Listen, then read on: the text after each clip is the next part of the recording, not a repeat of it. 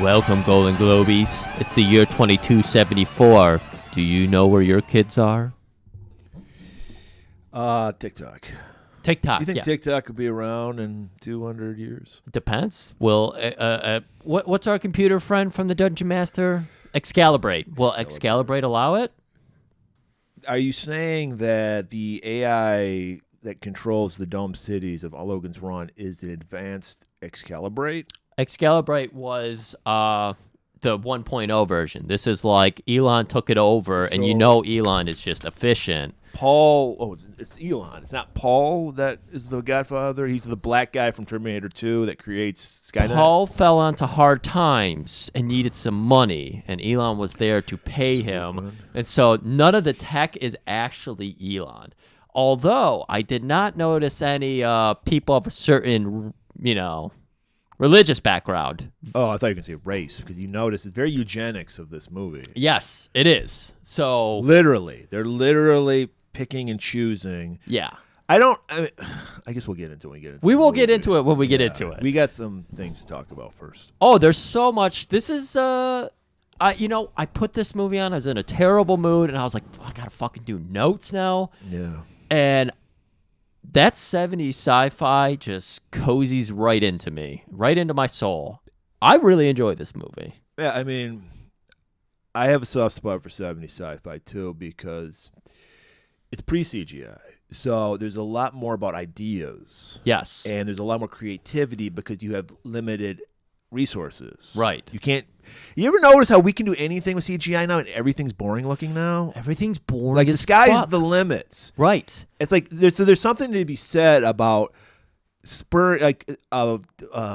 lack of resources, for lack of a better term, and spurring your imagination. Mm-hmm. You have to. It's like, how are we going to make nobody could have come up with Carousel on CGI. Yeah. Carousel is one of the coolest fucking things about this movie, and you even told me that was not from the book. So No. This is something they added to it that gives the movie a cool separation from the book. And you always say the book's better. This is a cool thing that I think makes the movie kind of stand out a bit more. The Carousel is a lot more visually interesting. This is also true.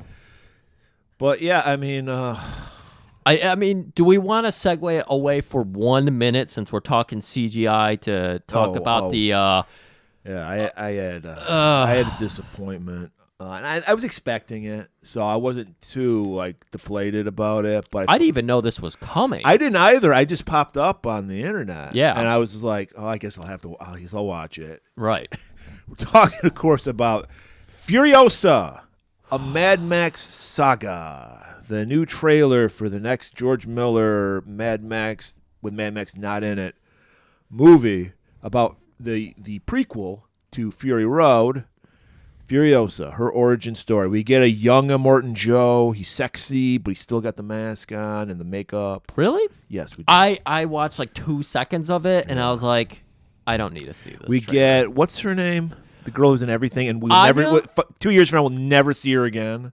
Anya Taylor-Joy, I believe. Yeah, is her she's name. playing the young Furiosa because obviously Charlize aged out. I like her as an actress.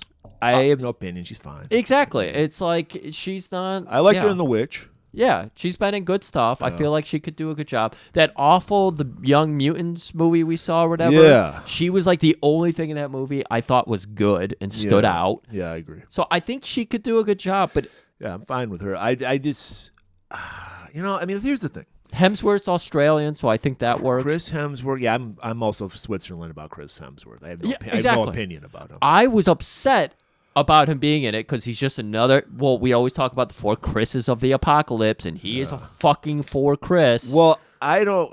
It's much like I don't like horror movies that have big names in it. Okay. Because then they're not going to die. Yeah, good call. I think horror and these kind of movies need a lot of no names. The main character can be a star. Yeah. But all right, so it's the prequel, or at least people on the going out in style. Your Donald Pleasance in Halloween, great touch. Yeah.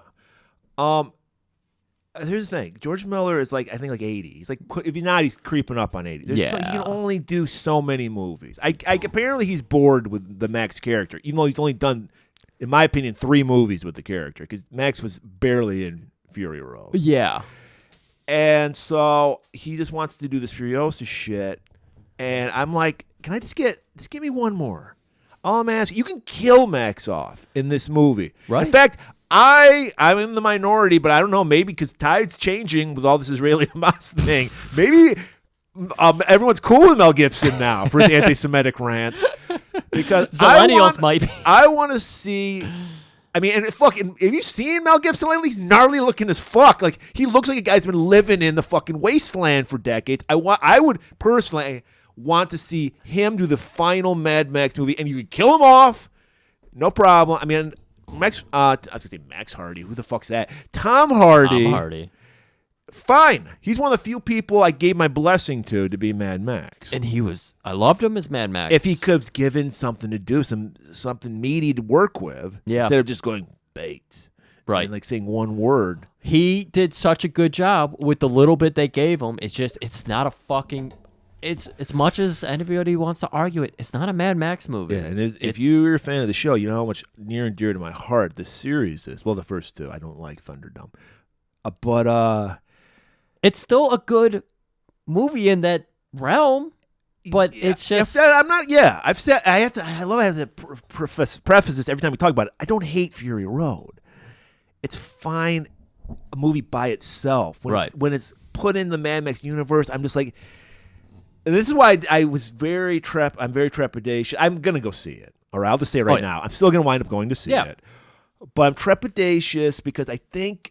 George Miller, when we were just talking about Logan's Run, he's like a kid in the candy shop now because he has CGI. Like, he had a very limited budget, especially on Mad Max, but even on Road Warrior. Okay. And he had to use his imagination and his brains to figure out, what am I going to do? Now he can do anything, and he's going nuts with it. There's way too much CGI. From the trailer. From the trailer. So way too much cartoonish Marvel movie action, like doing shit that no one could do in real life. No, really? Yes. This movie should be the most practical, like, we're doing all the stunts. That's why that movie stood out, Fury Road.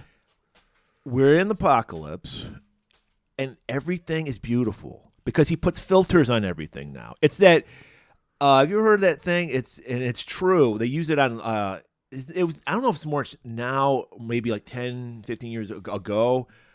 Blue, teal, and orange. Those are the color schemes that are used on a lot of movie posters. And it's true. If you look at it, you don't think about it, but it's a subliminal thing. Yeah. There's a lot of that going on in this movie because you have the blue sky, teal, and then that dirt has that orange tone to it because it's all fucking filtered. Right. They're not even giving us the Mexican filter, which looks grimy as fuck, which I'd be for.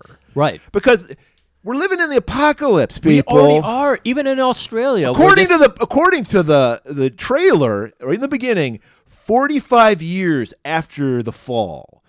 So that, first of all, that says Max is 70 years old because he was a grown man. Yeah, when the with fall a baby, happened. He could have been anywhere from like late 20s to mid 30s. He was probably like 25 because I mean Mel Gibson himself was in his early 20s. Exactly. So that's where I would place him too. So even if you go by that record, 45 years later.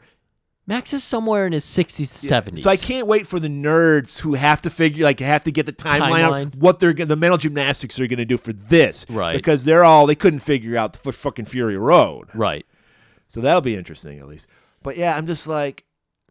Too much CGI.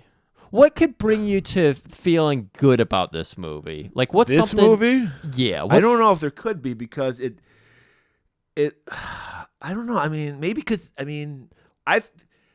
I've seen movies where I saw the trailer and I was like, ugh, I'm not going to like this. And then I saw the movie and I liked it. Yeah. Like Inglourious Basterds was one of those. I saw the trailer and I was like, this looks like shit. Tarantino jumped the shark. And I fucking loved the movie when I saw it. So they could surprise me. I don't think it will. So I will give you one thing I would love to see. My biggest complaint about Fury Road is the abundance of everything. Well, you're going to get that because I wasn't kidding when there's a young Immortan Joe in it. Yeah. And there's also a guy, I guess, running, because they alluded to it in the movie, the Bullet Town or whatever, and then there's the Gas Town. Yep. That's what it seems like it's going to be about. No. Hemsworth is going to be one of the villains. I don't know which. I think he's the Gas Town guy. I'm not sure. So that That's already strike one for me. What's something you would like to see them do? Not make this and make a Mad Max movie. That's all I'm asking for, Okay. George. Just give me one last Mad Max movie. Okay. Tom Hardy's fine. I don't know how they could do it because first of all, I'm not that. I don't hate the Furiosa character, but I don't give a shit about her either because they didn't really give me a reason to give a shit about her. Yeah. Because to me, separate Fury Road from and I'm not I'm not saying like fucking the original Mad Max are these great works of art. Road Warrior's my favorite movie, but I'm not gonna act like it's this genius or anything. It just speaks to me. This movie it doesn't speak to me. It's too pretty. This is the apocalypse. It's way too beautiful. I want the disparity. I want people like I want kids on the desperation. gas I want cans. bleakness, which we got so well. If you really want to hear a great breakdown, listen to our Road Warrior episode we did last year. But the desperate, Max doesn't have bullets in his fucking gun. That's all the fucking tension. Everything comes from everybody's desperate. Everybody's willing to gamble on things because it's like, I don't have it. I might not have another chance to get the.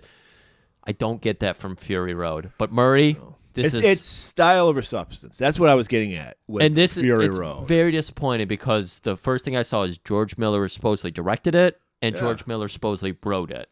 And I'm very disappointed. Well, I don't know if he wrote it because, you know that Fury Road didn't have a script, basically. It was just storyboards. Oh, really? Yeah. Oh, I did because know that. I get that he wanted to make like a visual movie.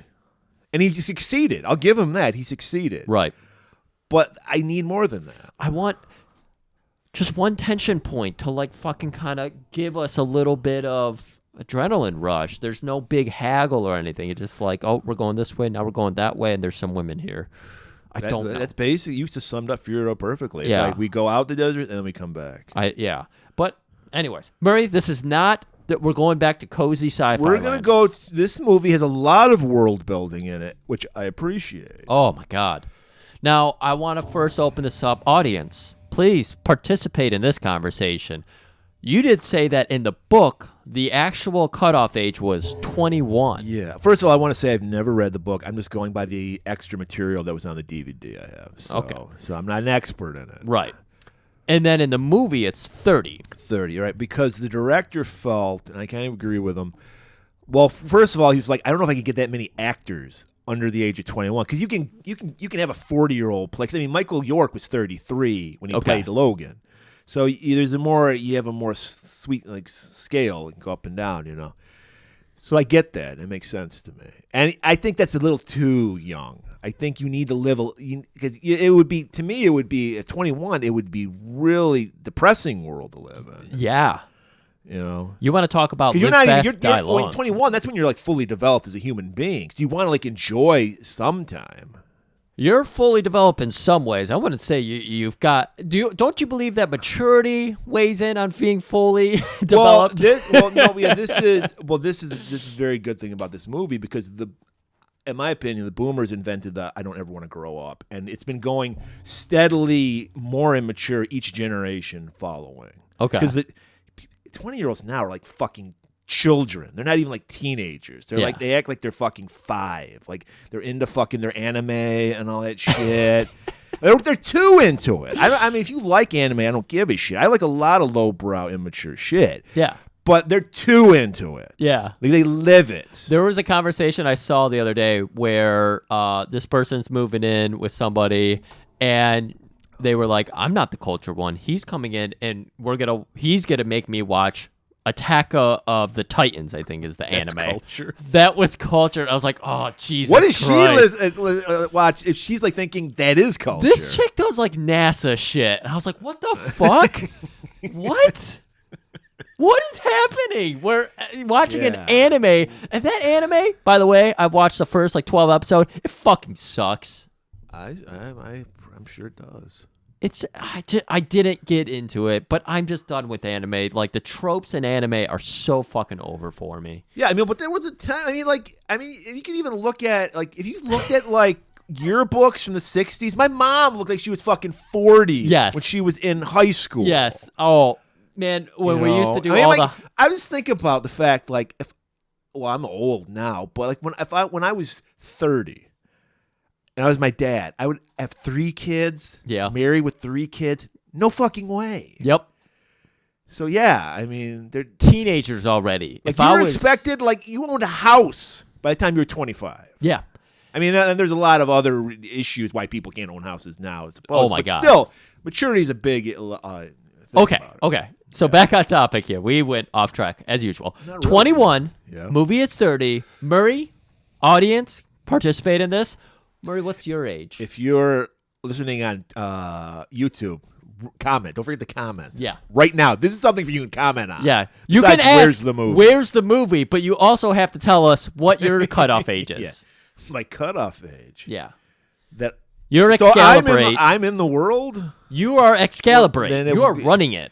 Well, they never give a really solid explanation why it's got to be this young. I mean, there's basically like a Big Brother AI computer that's running everything. So we never know why. Maybe in the book they go into that. I mean, I'm assuming it's because of lack of resources, because there's obviously a war. There's always a war. The 70s was all about dystopian future, which is probably why I like 70s. Cold War, shit like that. Yeah. Definitely not 21. That's too young. I'm gonna say 40. 40. I think because as per someone who's over 40, it's all downhill after 40. Yeah. You only got a couple years left. Right? I know. I got just a few more. I'm going with 45. Okay. You know, you can live fast for a while there. Moderately young. You get some time to kind of mature up. You get to see your grandkids for a little while. Actually, they don't even have kids in this world. Well, so they do have kids. They're not allowed to raise them. Oh, they do? Oh, okay. We saw a baby in the very first scene. That's right. Well, Murray, I couldn't quite figure out what they were saying because it's their seed. I don't think they're clones. Yeah. At first you would think they're clones. I think what it is it's artificial insemination, because test tube babies just came out like a couple years before this movie came out. Oh. So it's probably on the minds of people. They might have been doing something like that. Because they never really go into it. So I think what they do is instead of like they do now with artificial insemination, where they take the egg and the sperm out and then fertilize it and then put it in a woman. I think they probably have some machine or something. Yeah, we never got into that. So they do take an egg from a woman and the sperm from the guy, and then they just create it in some kind of laboratory. Is what I'm thinking. So maybe that's why it's 30. But anyways, I'm going with 45. I want you to have a little bit of time to age. Your golden era, your 40 to 45, you know. Once you've got to start using Viagra, just kill yourself. Your dick stops working. What's the point of living? Now let's go ahead and address this. Is this a classic? I wouldn't go that far. I mean, I'm one of the reasons I picked this movie is I think everyone knows it. So I think it's kind of a classic. I mean, I'm shocked it hasn't been remade. Yeah. Now, because there's definitely a premise. I mean, there's some great world building in this movie. For me, it loses steam once they leave the city. Oh yeah. But still, I mean, I don't think it's a great movie, but I think it's a good movie. Okay. Yeah, I wouldn't say this should be something everybody sees unless you're a big 70s sci-fi fan and you like that kind of thing. I think this is a must-watch. I mean, it might not be the best. It works as most science fiction movies are about it's the future, but it's really about the present. Exactly. You know? It works on that level. Yeah. It asks interesting questions. Yes. So I'll give it that. Now, one thing we're going to be getting into, and we'll end on this. How many jobs are there in this world? Because this is supposed to be a hedonistic, future. You're just going around and fuck piles, Caligula's grotto or whatever. You're at the arcade all day. It's very decadent. I mean, that's for a reason, which we'll get into. But yeah, it's. But we do spot a couple jobs, and we'll point. Well, if you're only gonna live to 30, you might as well get all your pleasure in you can get. I ain't gonna fucking work. If you know you're gonna die at 30, you're just fuck that. I'm not gonna work. But how many kids die before 30? Do they even talk about that? No, they don't. I'm assuming all disease is cured, so nobody dies. I'm not talking about diseases, bruh. We're talking about kids who know they're about to die. They're living in this fucking hellscape. That's the confines that punk rock's birthed from. Are you saying suicide? I'm saying fucking. Because Slayer is not allowed in the future. You so know, you're not going to kill yourself. You know they're making fucking synthetic drugs and shit in there. Toilet wines. Well, no, it's obviously they're doing drugs. Yeah. And they don't need synthetic drugs. They're given drugs. Oh, they were? The fucking fuck bombs that they're blowing off. Oh, shit. That was just a fucking molly fog? Yes. Oh. Did you notice to get into Caligula's grotto, you had to go through a little bank of fog? Oh, shit. You're right. So that gets you in the mood. It's got pheromones and shit in there. You don't think they ever got like too... Everybody is doing drugs, yeah.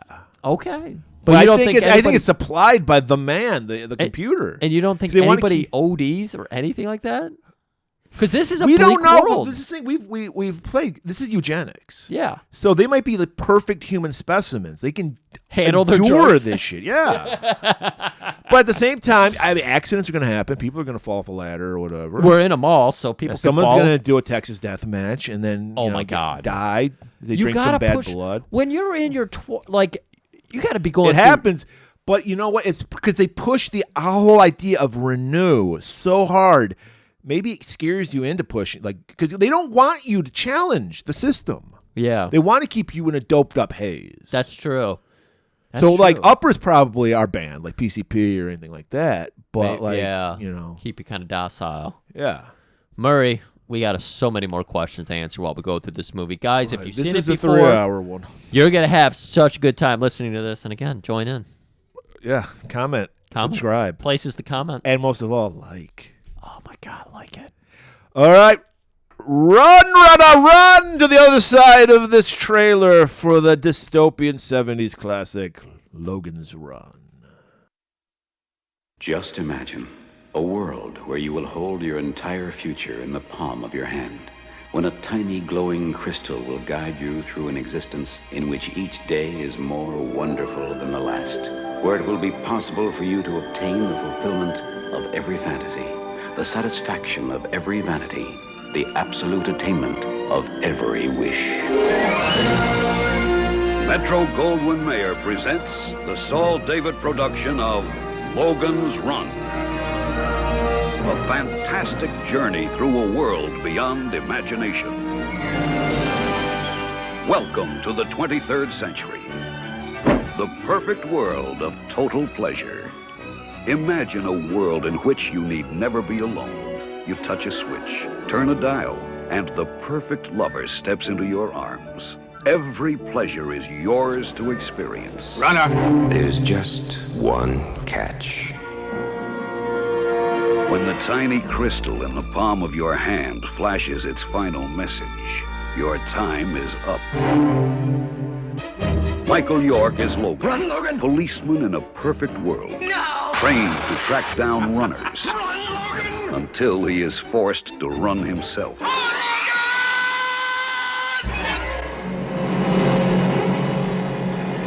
He's a runner. Logan! I'm your friend, I understand. We all go crazy once in a while. But she's a runner, and it's over. Overwhelming, am I not? Box, an incredible being. More than human, more than machine. Diabolical guardian of the gateway to freedom. For Logan and the woman who loves him.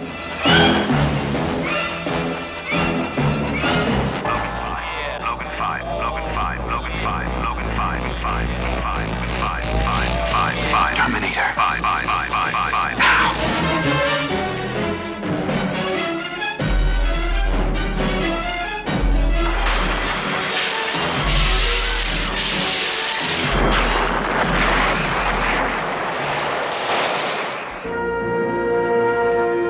I've never seen a face like that before. That must be the look of being old. MGM takes you into a new age of adventure in the first motion picture of the 23rd century. Logan's Run.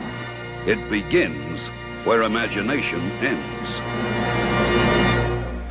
Sometime in the 23rd century, the survivors of war, overpopulation, and pollution are living in a great domed city, sealed away from the forgotten world outside. Here, in an ecologically balanced world, mankind lives only for pleasure, freed by the servo mechanisms which provide everything.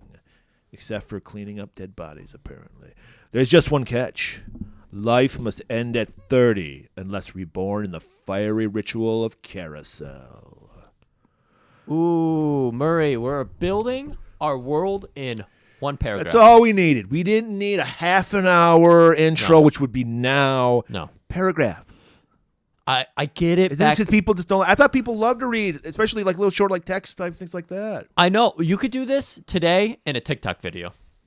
Hey there, bro. It's me, Grotto Griff, coming at you with the world as it is today, sometime in the 23rd century. And that would get over with the It Zillennials. does irk me that it says sometime in the 21st century. Yeah, 2274. They tell us almost immediately when we get into the 2274. movie. Just say 2274. Right. You know, 23rd Perfect. century. That's my 300th birthday. I'm sure I'll still be around at That's right. 2274. Murray I probably the mind. It's like a Wizard of Oz thing. There's really not a computer. It's just me like running. Like It's I got like Murbot. strings and shit. Yeah. you can Marionettes. barely work a modern cell phone, but you're in I there. got 200 years to figure it out.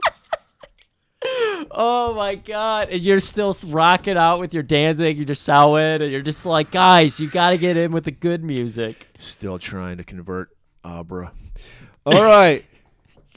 We closed in on this beautiful scale model. We don't. This would be this dog shit CGI now. You know, obviously, the comparison. People might not have seen this movie, whatever. Star Wars used to all be done with scale models. Right. This The came out the year originals. before Star Wars. Yeah. Why Ahead haven't of we its gone to time. more scale models? This is You beautiful. know what? You know who did do that? Peter Jackson. And that's why I don't think he did it on the Hobbit movies. The Hobbit movies were garbage. Yeah. But he did it on the Lord of the Lord of Rings the movies. What he Rings. did, because I'm not like this, CGI should never be used. Yeah. Use it with a mixture of miniatures, which is what Peter Jackson did. And I think the Lord of the Rings movies look good because of it. Because Yes. you need something there that has like substance, that looks like it's there.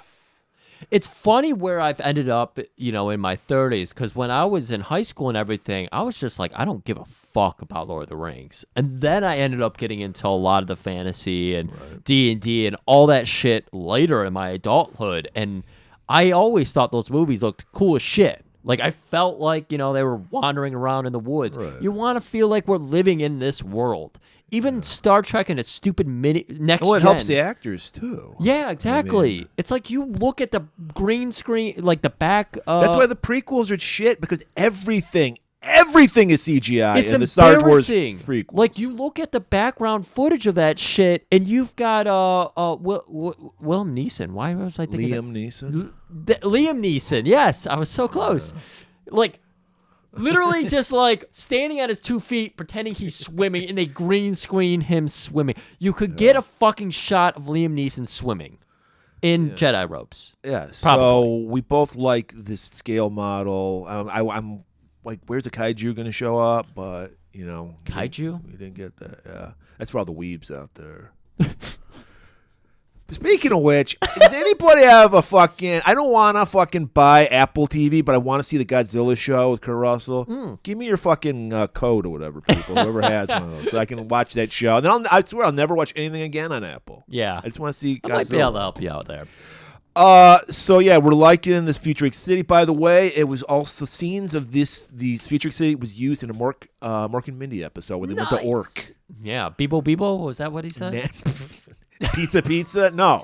Nanu. Nanu Nanu. Shazbot. Man, when I... Loved fucking... That was a huge hit when I was little. Loved fucking Mork and Mindy. Oh, really? A spin-off of fucking Happy Days, if you can believe that shit. Is it really? Fonzie meets fucking Mork. And somehow they never explain, because after a while they just didn't give a fuck. It was set in the 50s. Can we do that this around Christmas? Can we do that as a cozy episode? Well, I don't know. I watched Kojak Christmas episode last night. So we might have to do that. Yeah, we might have to do that. Oh my god! It even comes up in a fucking song that I like, Mork and Mindy. Yeah. Oh my god. All right, so we're at like the nursery where the babies are being born. I'm assuming you're not born with a crystal in your palm. It's added. Yeah. And do you? Because it's a baby has one. So is every time you age up, you get a new crystal? Because they No. grow bigger. I didn't get it because it's like, is it implanted in your hand? We needed a scene, or we needed I believe so. the one sentence explanation. Maybe that's what stops you from ODing if you ever do OD. 'Cause like the crystal balances your chemicals. Yes. Oh yeah. Okay, I'm into that. All See? right, so let's. They explain it as much as we need it to be explained, but I'll explain it for you. The crystal, there's colors that show different phases of your life. Correct. So when you're born, you have a white crystal. Right. When you are a small child, you have a yellow crystal. When you go to like 15, it turns green. Yes. When you reach about, they never really tell you exactly what year, but I'm assuming like about 25. I want to say 25. You get the red one, and then it blinks when your time is up, and when you're dead, it goes black. Now, how long does it blink? Is it a month? Is it a week? Because that'd be fucking annoying as shit. Anytime you open your palm, I'm it's gonna say a week, a week. but I was getting flashbacks to Ultraman 'cause he had the same thing. His like little chest button would go off. You'd have to wear a glove for that week. That's how you get away with it. Why didn't people think of that? Just wear a glove. Yeah, Strangle I'm it cool. out. Yeah. Oh no, guys, I'm just going through my Michael Jackson phase. And a nice subtle touch is whatever phase the actors are in, their color of clothing matches their jewel. Yes. So everything is green, yellow, red, and except for the Sandmen who Yes. wear black, which Right. they're killers, so it makes sense they wear black. right. And we'll get to another character who wears interesting clothes too, because everything is very uniform. Right. Um. So so Logan is at the nursery. He's like a fucking annoying kid at the fish tank at the Chinese restaurant where he's just tapping on the fucking window. Absolutely. Hey! Tap, tap, tap, tap, tap. Logan 6 is in there. Yeah. Logan, he's Logan 5, everybody. Right. And he's looking at Logan 6. And as you explained, this is Logan Spunk. Right. As far as, I don't know Yeah. if that, Because they did it. But wouldn't that mean your time is up if you're a replacement? Yeah. Because he still has 4 years to go. What's that? He still has 4 years to go, Logan. Oh, okay. So Logan he's 5. 26. Yeah, maybe it's when you become aware, like self-aware, that's when you get replaced. Maybe that's it. I don't know, yeah. because I don't know if you age normally in this world. Or maybe there's like a super growth thing where you become older. I don't know. I don't know either. Yeah, there's A lot several of questions. A lot of questions. questions. That's what we like. That's what we love. Comments. Yeah. What do you think? What do you think? So he's like tapping, and then his douchebag friend Francis Seven shows up. Oh, you piece of shit. That's not how you tap. Pulls out his blaster. Which I hated these blasters. Oh, my God. These were the in a way I kind of like them because they're the ultimate futuristic weapon because it was just a fucking scope with a handle on it. Yes, it was. Literally. And then it had fireworks that shot out. It the had a end of butane it. lighter. It was Yeah. weird. I mean, I liked the way it looked, but it made no sense. Right. Because fire would just show up wherever the hit point was. Because I figure, I mean, Star Wars came out literally the year after. I think they figured out lasers for like movies. I don't know why they didn't This was use a choice. lasers. Yeah. This was a choice. Because there's a movie called Planet of the Vampires, which is a space movie. And I like what they did as far as they had guns that shot like fire, but it was like such a close beam. It looked like a beam. It was really cool. Okay. And I think they photographed it to the point where you never saw the end. Okay. So that was a very innovative thing to do. And this is, I don't know. It's like a green like flame shoots out the end of these guns. Yeah, it's very weird because you don't see the connection between the 2 points. You just see It's like a burst. It's not like a Yeah. beam. It's like a burst on the end. You just see a burst at the end of it. It's Yeah. it's interesting in its own right, but it makes you go, wait, what just happened? Anyways, So basically, Francis shatters the glass. He's just pounding on it. alarms start going off, and Excalibrate chimes in. Paul, excuse me, who are you? You're intruding. This is Logan 5. It's just us. We're fucking around with the kids. Right. It's weird to be into kids. They've trained their people, like conditioned their people, I should say, not trained, to basically be disassociated from their offspring. Right, because they don't want you to get attached to anybody. That's Yeah. why there's a lot of just loose sex in this. There's Docile. because if someone's gonna die, you're gonna get bummed out by that. Yeah. and they don't, and you might like fucking rebel. Right. So that's why you're just trained from birth. Hey man, just live your life. Fuck everybody else. You know. Yeah, and they do a good thing here where they show the baby gem is clear, and then you see Logan's hand on the wall red, so you're like, okay, there's something going on with the crystals. It's a good scene and all that. So they're gonna have a carousel's happening. I think it happens like once a month in this. You think world. once a month? Yeah, That would make sense to me. Yeah. Now, is it like paychecks? It happens on the 15th and the last day of the month. When do you think it happens? I think the first of the month. First of the month. Yeah. Okay. I Shit. think this is New Year's Day because Yeah. they say Capricorn, which is the January birth Hey. sign, Well, you know, this computer's got to be a which is feminine also very 70s that they would use horoscope. horoscope. You know, it's got to be feminine because ladies are all about Oh, horoscopes. they love that shit. I They don't love mystical shit. exactly. And that's why the AI is feminine. That's what I was just saying. Yeah. So- And Excalibrate is feminine, of course, Exactly. because Paul needed a girlfriend. He had a girlfriend, but he needed someone that understood him. Well, Paul's girlfriend had to compete with Excalibrate to get his dick. Mm-hmm. So Dungeon Master, everybody, if you want to they're hear. doing, and they're like, it's like exposition, but it's very nicely done because they're just like two bros talking, and he's like, Logan's like, yeah, that's my kid. I wonder what the seed mother looks like. They don't even tell you who you're being bred with. It's just all on the need to know, and you don't need to know. Right. And we get the idea that Logan is the weird one here because Francis is like, are you fucking worried about kids? Fuck that. Are you kidding me? Carousel's about to happen. We're going to go watch Carousel, pick up some booze, get some bitches. We're going to fuck tonight, bud. And hey, we might get to kill a runner too. Right. So we also learn as they're going by, we learn that for anytime when someone's born, someone dies. There's always a One man enters, one man leaves. It's a flat. Elon Musk will lose his mind about this because he's thinking we're losing a population. You know, there's been NPR pieces done. People, you could go look this up about how all these fucking billionaire tech bros, your Bezos, your Bill Gates, they're obsessed with 70s sci-fi in a way that we will never understand because we're not billionaires. But they're obsessed with them, but they never get the like point of the movies. Yeah. And so they're just like, oh, we're gonna do that. Nothing bad happens when you do that. That's kind of their approach. Right. So those pieces are out there, and they're smarter than this show. So according to the extra material on the DVD, it's about 400,000 people live in this dome city. Okay, that's a good number. I don't know if I don't know if it's like Judge Dredd. There's Mega City 1 and there's Mega City 2. I don't know if this is the entire population. Spoiler alert, we're in America, people. Murray, you know when this movie gets remade, and it can't just be remade into a single movie and being like a cool updated version of it. No, it's got to be at least 3 movies. It's got to be a trilogy. Yeah. It's got to be a new fucking saga. You got to get Scarlett Johansson in there. She would show her butt off. She would wear you this gotta shirt. get Anya Taylor-Joy. Yeah, she's the hot thing right now. She is. Or pretty. you'll get the chick who played Wednesday. Oh yeah, Olivia Rodriguez or something. Yeah, something I want to say something like that. But it would definitely be turn into one of those things where there's all these cities everywhere, and they escape in the first hour, and then they find another city, and it's like, what the fuck? Right. And we also want to point out there's a very eugenics angle to this thing, in that there's only white people. Very Jetsons. Whew. Jetsons didn't have any people of color. No, they did not.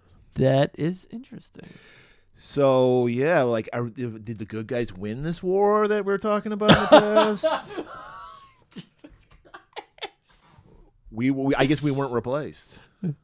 Oh my god. So, Guys, we are not white supremacists. No, we're not at all. We're pointing out the fallacies of this movie. So we learned that Logan who are the only ones wearing black, with a little nice gray. Gray. They got like a gray flat triangle kind of situation going They're on. They're Sandmen. chest. They're the few people who have jobs in this world. Did you like that title for them? Yeah, because they're putting people to sleep. And they dumb everything down. Like Excalibrate makes sure people think everything is very childish. Oh, you're Sandmen. You're just putting them to sleep. Right. Yeah. You're not. Well, because that's what you have to do. Yeah. I mean, that's what war does. You dehumanize the enemy so you can kill them. Right. So yeah, so it's like you're doing them a favor is what it is, because some people are too scared to go to Carousel, which we'll get into in a moment, what Carousel is. But yeah, Francis, like, just shut up. Stop asking questions. One question I got, Why are the two leads have an English accent? Because we are in America. Why do the two leads not have an? Because everyone else has an American accent. Murray, that's very. Maybe that was intentional. Maybe the world has condensed down. I don't think so. So maybe we don't have multiple cities. No, because we only have one culture now. It's whatever they don't even give the computer a name. I thought the computer would have a name like Mother or something like that. Yeah, right. They don't give it a name, but we all have the same culture now. So you figure that would be no It's one just would have amalgamation. It's just because You would think by British Logan, actors just didn't do that. You think by Logan 5 it would have the same accent as everybody else because it doesn't take 4 generations. Madonna's proof of that alone. Right. She moved to England for 2 years and had an English accent. By the way, I want to point out for a brief moment in time, Griff, Hollywood tried to make Michael York a thing. He was in the Three Musketeer movie. He was in this. He was in The Island of Dr. Moreau. And much like every couple years Hollywood does, they go, you're going to like this person, and they're in every movie for 5 years, and we never see them again. Okay. And we didn't see Michael York until like fucking Austin Powers. So. You see, I didn't have to live through that, so I don't get this context to it. He seemed good as like a fucking wide-eyed goof. Is he meh? Yeah, I mean, I don't find him that charismatic. I mean, he's a fine actor, I guess. That's kind of why I love some of these movies, is because it's just like he's not awful in the movie. No, he's not. He's perfectly adequate for this movie, and that's kind of why I love it. I don't have. So he's constantly asking questions. Francis is like, "Go with the program, dude. Who gives a fuck? We're gonna die at 30." Yeah. So we crowd into Carousel. Huge fucking turnout. It's like a Roman Coliseum setup. Right. And everyone's kind of dressed like that because the women have kind of like little toga outfits on. They got the little toga gear on. Some of them wear the tights. Some of them don't. And this is a PG movie, as you told me. Yeah. And so you can see it's very subtle. You see some camel toe, yeah. You see some camel toe. You see some moose knuckle. You see some moose knuckle on some ladies. You see Well, that's some the guys. Guys have moose knuckle. Okay. Yeah. Wait, guys have moose knuckle? That's what the guy version of camel toe is. Oh, okay. I don't keep up on these terms. So you got some moose knuckle apparently happening. You got some camel toe happening. Right, you do. You got all kinds of fucking just like wedging up. Yeah, clothing. Sandman just wears sweatsuits basically, and everyone else wears like togas. Yeah, like with padded tights. out. Right. It's very like Shakespearean. Right. You see a lot of subtle nudity. Yeah, because it's not a big deal. In this world we're living in, it's just sex is strictly for pleasure. It's not about procreation. It's not about family. It's not creating a family unit. It's just a distraction from everyday life. I want to say this. It's very not about attachment. It's not about intimacy. It's very European.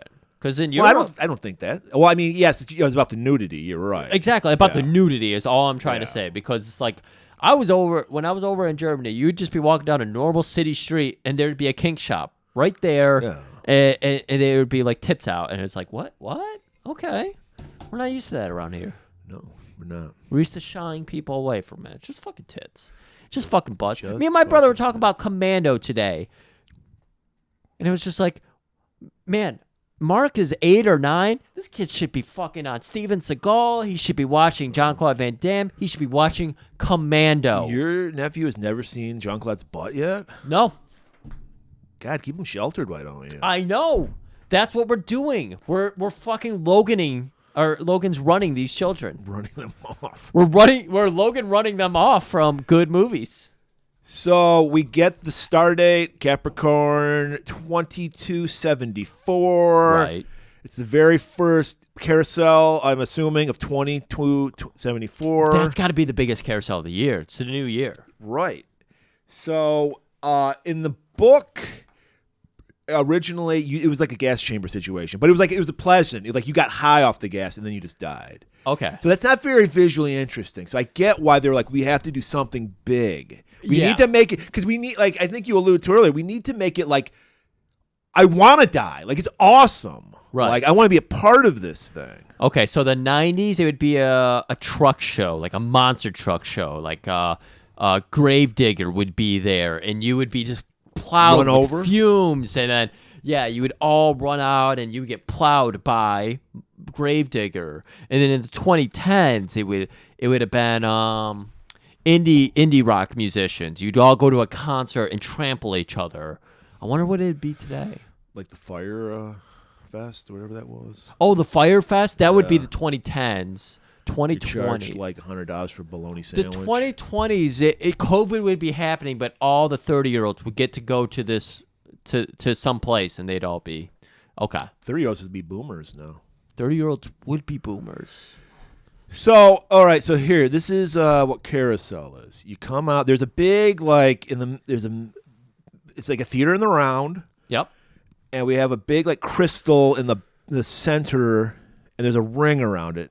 Where all the people who are because they're not dying people, they're being renewed. Yeah. It's all about, because when They have someone a- dies, someone's born, someone dies. So obviously reincarnation. Yeah, so you have a chance at renewal. Yes. From if what you're I good. gather, right? Yes. Yeah, Okay. that's what they say.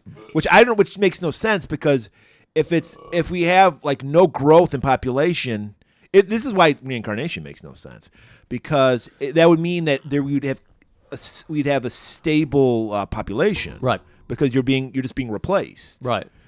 So that's why I don't get, like, I think everybody would be renewed, obviously, because Yeah. they're being. But no, it's like an reward. Right. To be It's renewed. doing the religious mind conditioning Right. of don't worry about death because Right, you're yeah. going to be back. Yeah, this is all cult like thinking. Yeah. You know what? This would be good as a cult movie. Joaquin Phoenix could be the leader. So they come out. They have their bodysuits. Yeah, they're in full white robes Yeah, right first now. robes. Hoods up and everything. 1970s hockey masks on. Beautiful. It's cool. It's Yeah. spooky. It's a little weird, and it's a little religious too. Right. And then they're like, "Welcome to Carousel 2274." Y'all ready for this? You got people dunking basketballs, trampolines, girls shooting out T-shirts. But from first, cannons. we ask that you rise for the singing of the national anthem. And you could tell Logan's kind of, because he looks around like he doesn't want to, but he goes with the flow. He's got Logan 6 exists. He's kind of caught in that world. That's what we're trying to do, people, is tell you, like, he knows he's got a fucking offspring in this world now, and he's like, I want to help that child. I'm such a badass. I need to teach him the ways of the clitoris. Okay, I didn't read that, but, hey, that's, Murray, that's what art is about. What else is he going to teach his son? How to murder people? Yeah, that's Yeah, kind of maybe. his job. Actually, probably. Yeah. It'd be like Terminate, by the way, not murder. Oh, excuse Terminate. me. What is it? Terminate? Terminate. Guys, I have one good ear, so if I ask Murray to repeat something, it's because I have one ear right now. And we'd both be dead if we lived in this world. Oh no, we would both be dead. Well, we'd both Almost be on my, the my, outside. my kid would almost be dead. The only reason why we would have known each other in this world is because we both met on the outside. We'd be living in the Cathedral Plaza with the Cubs. Exactly. Oh, here's another song. We'll meet you on the other side. That was a hair metal song, right?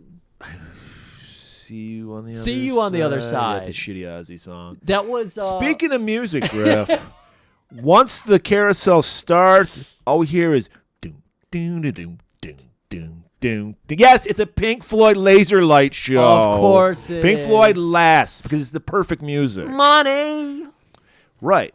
And Get so they take off their robes and they're wearing these like ice capade type bodysuits. yes, ice capades, luge, any one of Luge. those winter sports. Luge is perfect. Oh my God, the camel toe in this shot. It's got flames, moose It's knuckle white. everywhere. It's Sweden themed, so it's white with red flames. Canada coming- themed. Oh, Canada themed. Thank oh, you. Canada. It's for our Canada listeners. Oh, Canada. And then the circle around starts spinning.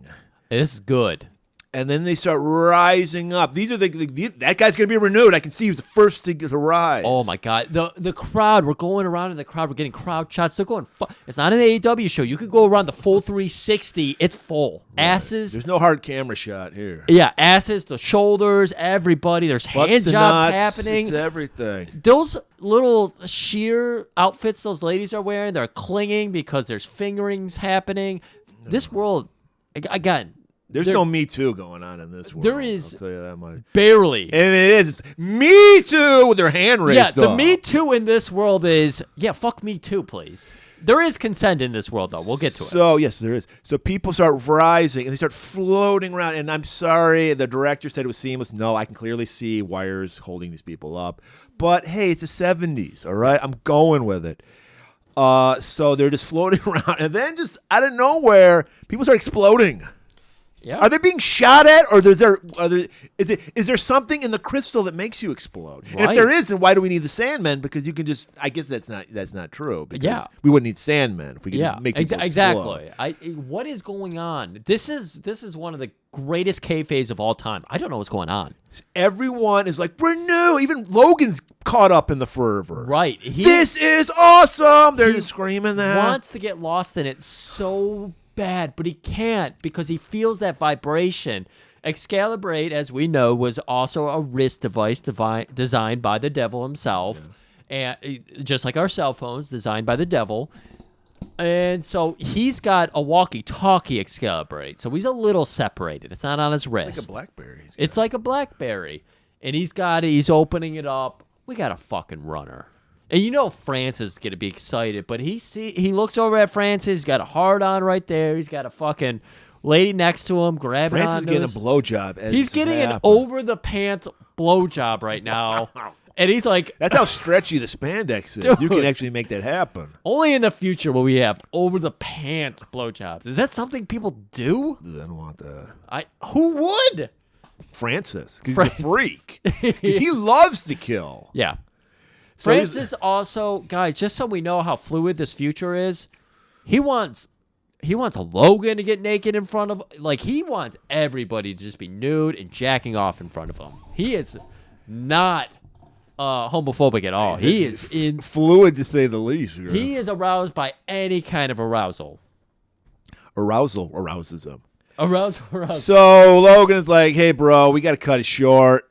You finish up, we got a runner on the loose. And Right. Francis is like, that makes him come once he hears that. Oh, yeah. Oh, and yeah. he's like, and his seminal fluid, by the way. Inordinate amount. Throughout the next few scenes, you actually see it dripping down his pant leg. Well, no, because the futuristic fabric absorbs it. It absorbed it? It's like the suits on Dune. You survive instead of your sweat becoming your semen becomes like oh my God! Your semen turns into a Twinkie or something like that, and you're just like you get some energy. Oh my God! They just take his clothes and wring him out at the end of the day, and that's what they use to make Francis 8. So they take off. By the way, this movie was all filmed in the Dallas-Fort Worth area, and this was at the time was one of the biggest, newest malls. Oh, it was actually of course it would be like a functioning mall that they closed down. It's probably, obviously because the scale and the scope they needed. They can't build sets this big. Yeah. And they're like, hey, I guess at the 70s, fucking mall architecture was way ahead of everybody else. So they're like, film at a mall. Obviously at the mall. But who the fuck cares? This is so much better than our prequel Star Trek or Star Wars movies and green screen. This is fun. And what gives it away? Escalators everywhere. All they had to do is do something else with the escalators, and you'd be like, okay, that's not bad. And there's this Sbarro there too. Well, you cannot pry the Sbarros out of a mall. You just cannot do it. In malls today, I went to the fucking Rich Mall like 3 months ago over the summer. There's still Sbarros there. How? How? It's the same pizza they made 5 years ago too. So they're tracking a runner because he doesn't buy into the whole. Well, he's just scared. He doesn't want to die. It's right. His natural. blinker started blinking, and he's like, "Shit, that means." So what do? They toy with this guy. This is how sick this world we live in, where there's no respect for human life, right? Decency. I wrote it down as playing laser tag in the mall. So think about like children playing laser tag. They're having fun. They're shooting each other with lasers. It's harmless. It's no big deal. It's fun.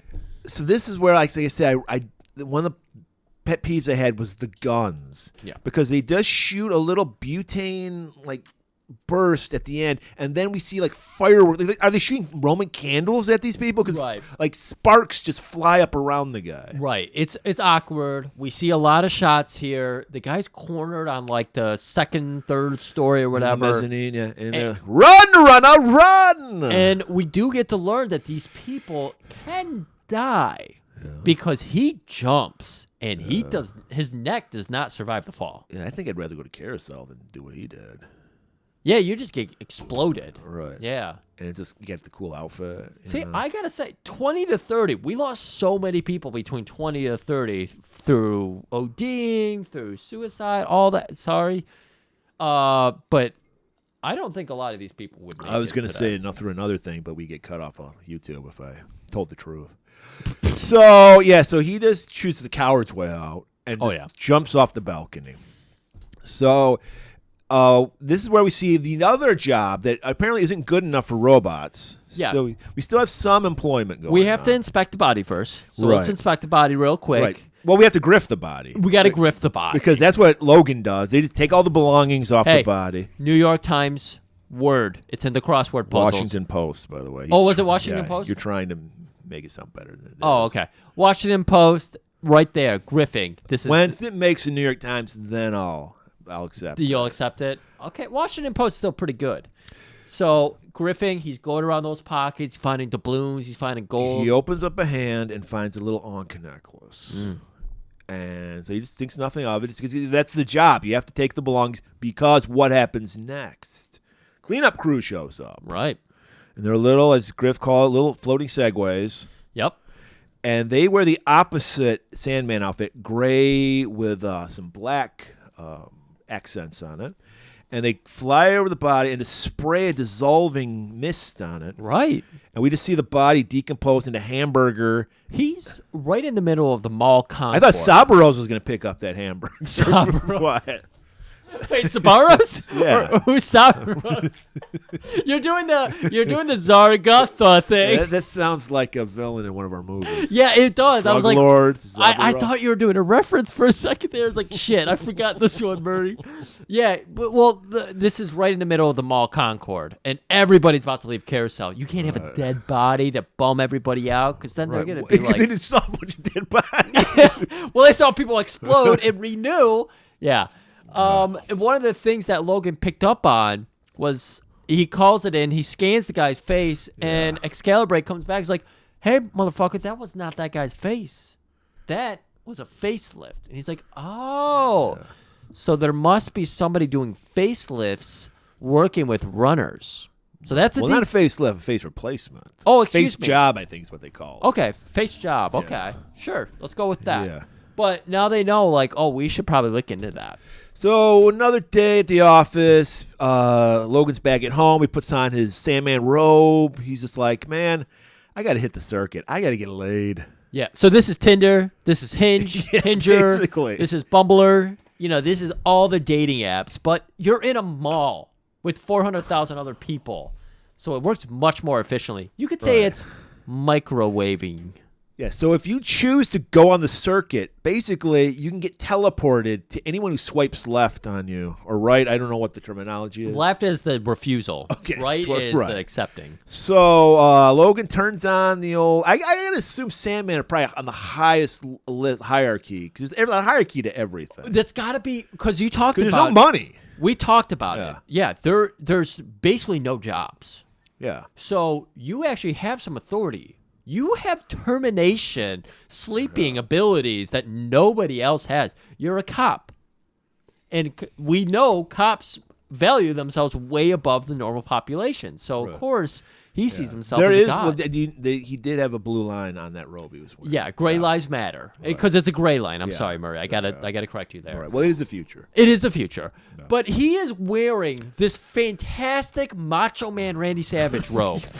Think about that. It was, yeah. It is 100% Very Macho Man. voluminous. But he is a tiny man with awful hair all over his ears. Yeah, all over. And It's I not a was future I want to live in. like, sure, these kids are all horny and you can find somebody to fuck, but I thought Jessica was 2 leagues above him. Well, but he's got the power of a Sandman. Thank you. You went right to where I needed you to. So yeah, well, first a guy appears. Oh, really? Yeah, you didn't see that little gag they did? Dude, I was watching the Internet Archive version of this, so maybe it didn't. Okay, there's a guy wearing some weird kind of S&M gear, not like that, not like full gimp, but He didn't had have like the dildo on his no, head. he didn't have that, but he had like kind of like bear's chest with like suspenders kind of outfit. Yeah. And they do a little gag, and this is to show how advanced society is. Like homosexuality is not a big deal. Right. So, but For the 70s, we got to applaud that all Yeah. night and day. And so, but Logan that night's not feeling that. So he's just like, no thanks. You know, he does a little smirk. No thanks. And then he just swipes left for that guy. Yeah. And then Jessica pops up. And he's Yeah. like, me likey. Right. And she's got a choker on. She's got With an ankh on it. with a giant ankh on it. And he's like, I've never seen anything like that. Yeah. Even though I just saw it an hour ago. Well, that's the thing. He just doesn't care. Right. When you only live to It's just 30, evidence to him. He just grabs it because it's part of the job. Right. When you only live to 30, there's no room for details. It's like There's no room for contemplation, which is why Francis just lives day to day. Good thinking. Right. So Jessica gets out a little teleporter machine, and Right. she can tell there's something wrong. Like why is she on the circuit? Right. Because she doesn't seem into it. She comes out looking nervous. She doesn't come out like a lady looking to like fuck. let's fuck. Yeah. Yeah. And so what does Logan do? He moves right in, swoops her up in Yeah, his there's- macho man fucking. Because like I said, there's no time for romance because that's emotional. Yeah. It's all about this. It's just primal sex. This is No intimacy. This is post carousel, you know? Yeah. This is like we're primed, we're ready. He just terminated someone, so he's already got a hard on. That's why he's wearing that Right. robe. He's trying to Yeah. hide it. And so he's pitching a tent, assuming yeah. everybody else has been renewed. Well, if you're and he's assuming if you're on the circuit, you're down to fuck. The circuit is designed for fucking. Right. So, of course, that's what she's here for. He moves in. He takes her by the face and kisses her. Kind of like a little bit of a romantic kiss, even though it's supposed to be just a down to Right, fuck. and you think she's down to fuck 'cause she's wearing this hot fucking like sheer like toga-esque outfit. Right. No Open on undergarments. the sides. It's No- almost like a poncho. Yeah, Kind of. no undergarments. No. Open on the side, so you get a lot of side butt. And for the 70s, of course, natural bodies, she actually has a little butt to her. It's not the 90s where we said you cannot have an ass. So she passes the board test. And then, anyways, what are we doing here? So Well, he's just like, all about all right, let's do this. And she's like, No. And then he's like, are you into women? Like, he just assumes, like, you can't assume no one would want to fuck after carousel. Right. He tries to sit her down, and he's just like, what's your name? Oh, I'm Jessica.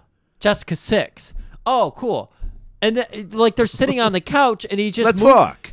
Second time, he moves in for a kiss, and she's like, I really don't think I want to do this. And he's like, what the fuck? Oh, you're gay. Okay. You got to be gay if you don't want to fuck me. I don't. I'm a Sandman. Was it my hair? What was it? See the color of this robe? I'm Sandman. Yeah. You wanted the power. Is that what it was? Or like you wanted to get And she's down? like, I don't know why I got on the circuit. I'm just bummed out because like a friend of mine just died on the carousel today. He's like, you should be happy. He got renewed. Your friend got renewed. What are you talking about? You're talking crazy, Jessica 6. I don't know if I really like this conversation. And she even goes on, oh, you don't like this conversation? You're a Sandman. You're a killer. Whoa. Whoa. Killing? No. I've never killed anybody. I terminate. Very big difference. Right. It's like war. You're not killing when you're at war. Now, why aren't we fucking right now, Jessica 6? God damn it. Let's get down to business. And then he's like, all right, I do some of those broads. I got to talk up a little. All right. What's your interest? What turns you on? What turns you off? And then she's just like, he can read the room. He's like, she's not going to want to fuck. Yeah. Just he's about to just kick her ass out of this, put her back on the circuit. Who shows up? Yeah, she's going on. I think there's just more to life than dying at 30 and my friend dying. It's got me really fucked up. And he's just kind of going, nodding along. He's reaching for his drink and he's Reaching just for the lubricant. reaching- yeah. And then Because it's going to be a dry one. Because It's gonna she's not hot for the trot. Ah. And just as he's about to It might just, be a jerk. Well, he might have to go traverse the just as he's about to kick her out, who shows up? Francis. Y'all ready for this? Ba-da-ba-da-ba-da-ba-da-ba-da. Got a hoe under each arm. You see, we didn't mention this, but at Carousel, Francis, very akin to our Kinjite scene, got the binoculars out. Oh, shit, dude, these girls are ready to fuck. P is for party. A is for anytime. It's R funny is for you ready. pointed it out because they're using that was the old LA Cobras arena. It was the LA Yeah, Cobras Arena. yeah. Isn't that crazy? I don't know how they literally like much like they moved all of London Bridge to like middle of Arizona for some reason. They moved all brick by brick Yep. LA Cobras to like this place outside of Washington D.C. It's incredible. The hot dog. You know why? Because nobody wanted to pay for a new fucking arena for the LA Cobras, so the owner had no choice but to move. Yeah, no choice. Yeah, Brick by but they brick. still called the LA Cobras, even though they were in Virginia. Well, it's like the Utah Jazz. You know what? Rename it. Yeah. So he's like, Logan immediately forgets fucking Jessica. Jessica, by the way, squirms her way out because Right. she's done. And Francis is like, let's fucking party. Fog bomb. Throws a fucking thing up at the ceiling, and then fucking pussy fog just it drenches everyone. Dick fog, pussy fog. It's fuck fog. It's Right. the FFB, the fuck fog bomb. And these guys, I love this because what is Logan's move? He grabs both girls, crashes on the couch. One's goes straight for the dick. The other one's ripping his fucking Macho Man robe off. And Francis is like, hey, wait for me. And because it's PG, we cut away right there. Next morning, guys, they fucking play hard. They also work hard. So we're walking into Sandman headquarters. As they're walking in, they see a Sandman come out all cut up and shit. And he's like, yeah, man, fucking Runner did this. His arm's cut up. He's bleeding. His face has been cut up like really bad. Oh, man, what happened to you? Oh, Runner got me. No big deal. Well, you should get your face changed because the runners now know what you... The Sandman work in daylight. So I think he was joking because like you're ugly. You should get your face changed. okay, 'cause okay. That makes you're more just sense ugly. because it's like the Sandmen are obvious. Right. He's like, oh, I gotta go get patched up. It's like, get a new face while you're there, because you're ugly. So we get Logan heading in, and he's got a face with the main computer, Excalibrate, of course. You gotta give all the evidence that you collected from your running. Right, determination he did the night before. So Francis goes in first. I don't know what because there's like a little scanner thing. Francis puts the shit he collected from whatever runner he killed that day, and then do they just disintegrate it or does it get absorbed into like evidence? It analyzes it. Yeah. It 3D analyzes, puts it in its database, and then just recycles it because obviously we're talking about we live with limited like didn't resources. So I maybe didn't see it disintegrate at all. I did. Yeah, it disintegrated. Oh, it like okay. disappeared. I didn't notice that. Yeah. And then like, hey Logan, you're up. So Logan comes in. He just has that Ankh thing, throws it on there. He had some other trinkets. See, this is why I was confused about it, because obviously he puts the Ankh in there. It scans for a while, and we're left to Logan's reception of this because it's bleeping and blooping like he's never heard it before. Right. And he's like, what the fuck's going on? Because there's a nice touch that if only you listen to the director's commentary, you would get. But on the wall, there's these light readouts, like a light bright almost, but they're big. And we have white. Well, we don't have white. We have yellow, green, red, which represents the citizens of the city. And they're going out and turning on, representing people are being dying, people are being born. So Right. it's a nice little touch. They never really hint on. It's nice background. It is. I love these about movies where you don't have someone to explain every single detail you thought was a cool touch. Details are supposed to be there for the background. Like, Right. you can explain some of them, not everything. Yeah, we don't live in the 2000s where everything's got to be fucking explained. Right. We have a limited amount of time. We need to keep this fucking movie rolling. This is the problem with Even though we digital could have film. cut out a lot at the end of this movie. Oh my God, But, yeah. no. Yeah, so the computer like sees it on and goes, Logan, I think I need to talk to you. So Logan like sits in a chair. There's like a little thing where I guess like all your fucking, it's like the Google Watch or whatever the fucking thing that It reads your reads biorhythms and everything, yeah. He puts the little crystal on the scanner. He sits in an IMAX theater, right? so we sit back. They gave him the front row, which is the worst seat possible. And he puts his hand into the console, and like you said, it reads off his gem. It's like, hey, you gotta walk 2,000 more steps in a day, or you're gonna get pudgy. Right. You need to run, runner. You need to run, runner. Baby, you're born to run. So the computer is like, this Ankh that you just gave us, it's a symbol of something called sanctuary. And it's revealed that 1,056 runners are unaccounted for. And he's like, how is that possible? Renewal. Oh, my God. I've been doing so fucking good at my job. Well, I no, terminated someone last night. Well, yeah, but no, because what it does, it puts the idea in himself, renewal's bullshit, because that's not humanly possible, because everyone's renewed. Like you said, this is the cool part of the movie. The first, 45 minutes of this movie, world building, we're getting some of the weirdness to it, and this is the weirdest of all. Because as Logan's getting more revelations of the world, we're getting it too. And it's in great timing. It's fucking microwave timing, in fact. Because it's just like, yeah, he's learning about the Ankh, and he's like, Excalibur is asking, do you know what this symbol is? No. Do you know anything about Sanctuary? No. Well, did you know that 1,056 runners are unaccounted for? No, that can't be right. They get renewed. What are you talking about? It's like there is no renewal. And he's like, his fucking world is like blown. He's like, look, I want you to go undercover, Logan. This Ankh is the key to Sanctuary. That's your in. Right. And you need to go there, you need to infiltrate it, and you need to report back so I can store this in my database, what's going on. Here's the thing. They need to think you're a runner. So I'm going to have to fucking recalibrate this crystal. Logan's the one really pushing this. I can't be a runner. I've got so many more years. I got 4 more years. Runners are blinkers, and I'm not a blinker. And so what does that fucking Excalibrate do? You're a blinker now. Yeah, it puts his hand back on that scanner, and all of a sudden it's a blinker, and he's like, wait, will I get my years back? And the computer doesn't even fucking answer that Silent question. treatment, yep. You're going to go do the job I assigned to you. And he's like, take the Ankh, infiltrate, and come back to me. And he's authorized. He's one of the few people authorized to leave the Dome City if that's where Sanctuary takes him. Exactly. You're to infiltrate, you're to destroy, seek, and destroy. And he's like, but what about my time? I get my time renewed, right?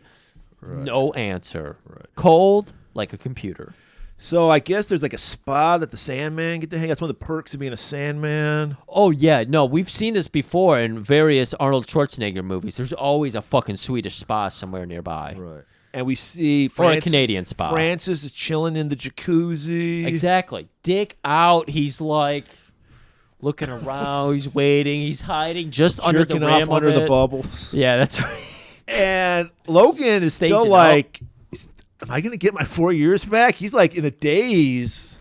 He thought he was ready to like fucking gangbang, do an Eiffel Tower and chick in a jacuzzi with Francis. Right. That's all he was talking. You know, if we had the modern movie, if we did the modern movie, he'd have a hologram projection that'd be a little CGI effect we'd work into there. Right. It'd be like his schedule, and it'd be like Eiffel Tower check with Francis. You know, ask her whose dick's better. You know, right. Just things that a 25-year-old would talk to, their friends and girls about. So, and Attack of Titans, of course. You see the new have you seen Attack of Titans yet? So he's like, you uncultured swine. And Francis is like, are we gonna Eiffel Tower this broad or what? He's like, no, I gotta see somebody about something. I don't. He's like, what? That's where he's like, something's going on with Logan. Right. He's like, first you're on about your offspring. Who the fuck gives a shit about children? We got fucking to be doing, bro. Have you even and terminating? Right. They just opened up. I know. They just opened up a Vinny's. Have you even heard of Vinny's? Vinny's 2274. See, people were not complicit enough. So what do? You give them the greatest food of all time. Right. And you know who was running it? Who was like the fucking manager who would come out and, sing and like tell you, I'm so glad you're here again? Vinny 125, I'm assuming? No. Oh. Black Caesar himself. Oh, wow. Fred Williamson? You got to bring an aura of authenticity. Did you see that someone on YouTube said Fred Williamson is like their favorite actor of all time? I did not. Thank you for that comment. I never see any good comments on our YouTube. I know. We had a few of them because I was putting shit back up there. Which, by the way, Abominable Dr. Phibes exploding on YouTube. And the sequel 3. great? So I don't know if that says that about us, that they listen to Abominable Dr. Five. It's like, I don't need to go there. I just think the sequel doesn't have as much of a That's what we tell each other. Yeah, we have to tell each other a lot of things. We gotta Logan's run a lot of things into our brain. So to keep this Logan going. goes back home. He summons Jessica. No. He goes to Jessica's. Or no, Jessica goes to him. Yeah.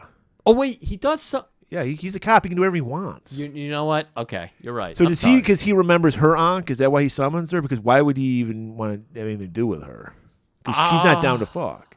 You know what? It might have been that. I think in their. Well, because he knows that the Ankh symbolizes sanctuary. So Right. he's like, she's got to be in on it because she had the Ankh. We don't get the Dune moment where we go into Logan's head where he goes, the Ankh. The Ankh is the answer. The Ankh melange.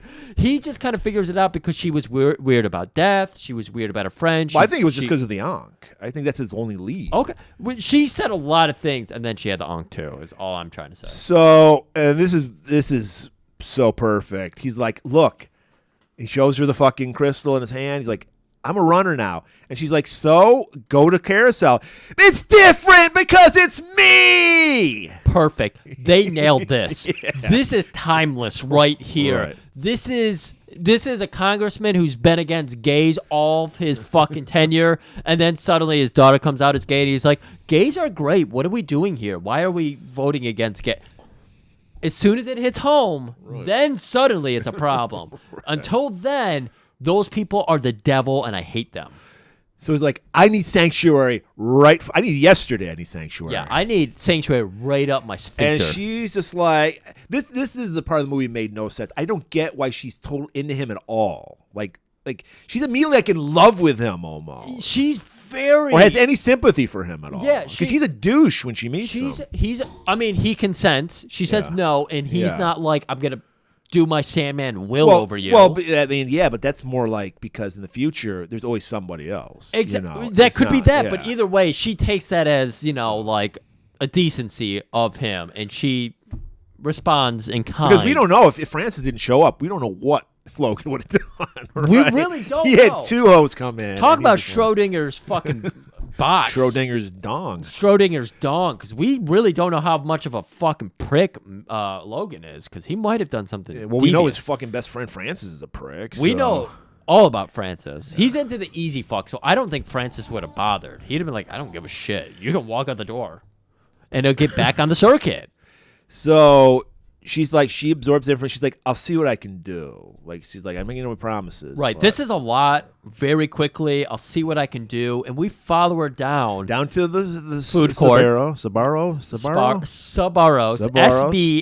SBARRO apostrophe. I know the word. I just don't know how to S. pronounce it properly. Yeah, Sparrows. I'm pulling a griff here. So you keep exactly. You keep doing what I do with Zargtha. She's getting the slice, the all meat slice. Is that what that was your Sparrow slice? No, I never ate there. You never ate there.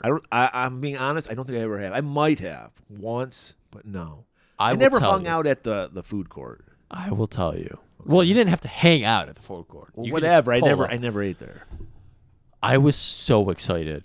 All I ate was pizza growing up, and now they're giving. Exotic pizza. It was exotic pizza to me, exactly. We're at the mall. You could buy a slice of pizza. The slice was fucking huge because it's supposed to be a New York slice. Right. It was heaven to me.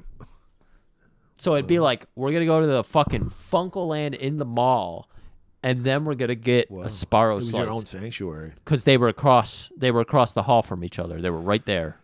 So she goes to the food court, hashes out their friends, and they're like, no, he's a Sandman. We can't trust this guy. Yeah, there's nothing about this. Guys, it's a Karen table.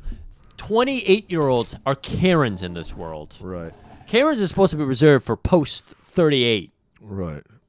But she's like, he's too close. He might think he might be onto you. We got to kill this motherfucker. So Yeah. we need you to lure him to us. Yeah. And we'll take him out. Take them to the arcade, and we'll handle it from there. And we actually should talk about this, because there is a scene earlier in the movie where there's some guys in red cloaks, red whatever the fuck their togas, garb is, yeah, togas. yeah. And they bump into Francis and Logan, and they kind of peer at them. And I believe these are the same guys we're about to see again. Okay. So that's why it comes back up. So she does that, and Logan meets Jessica at the arcade. Oh, no. She picks him up at his place, and she's like, I'm getting really close. I'm thinking I want to see your penis, but I'm not too sure yet. So let's go on a little date, and then I'll decide. And, of course, Perfect date is the arcade. for some reason, Logan's just like, go to the arcade, get my dick sucked. This could be the fucking best date Find ever. sanctuary. Find No, sanctuary. he's freaking out, dude. I don't think he's even thinking about getting laid. Oh, you might be right about Because that. he's looking at his fucking hand blinking. Yeah, you know what? He You tried know to masturbate, but he saw the fucking blink, and he's like, I can't even get it up. Is everybody masturbating with their left hand in this world? That's a good idea. Because the gem, Yeah, that can't be. That can't be fucking. Maybe it's ergonomically designed that it actually gives you pleasure.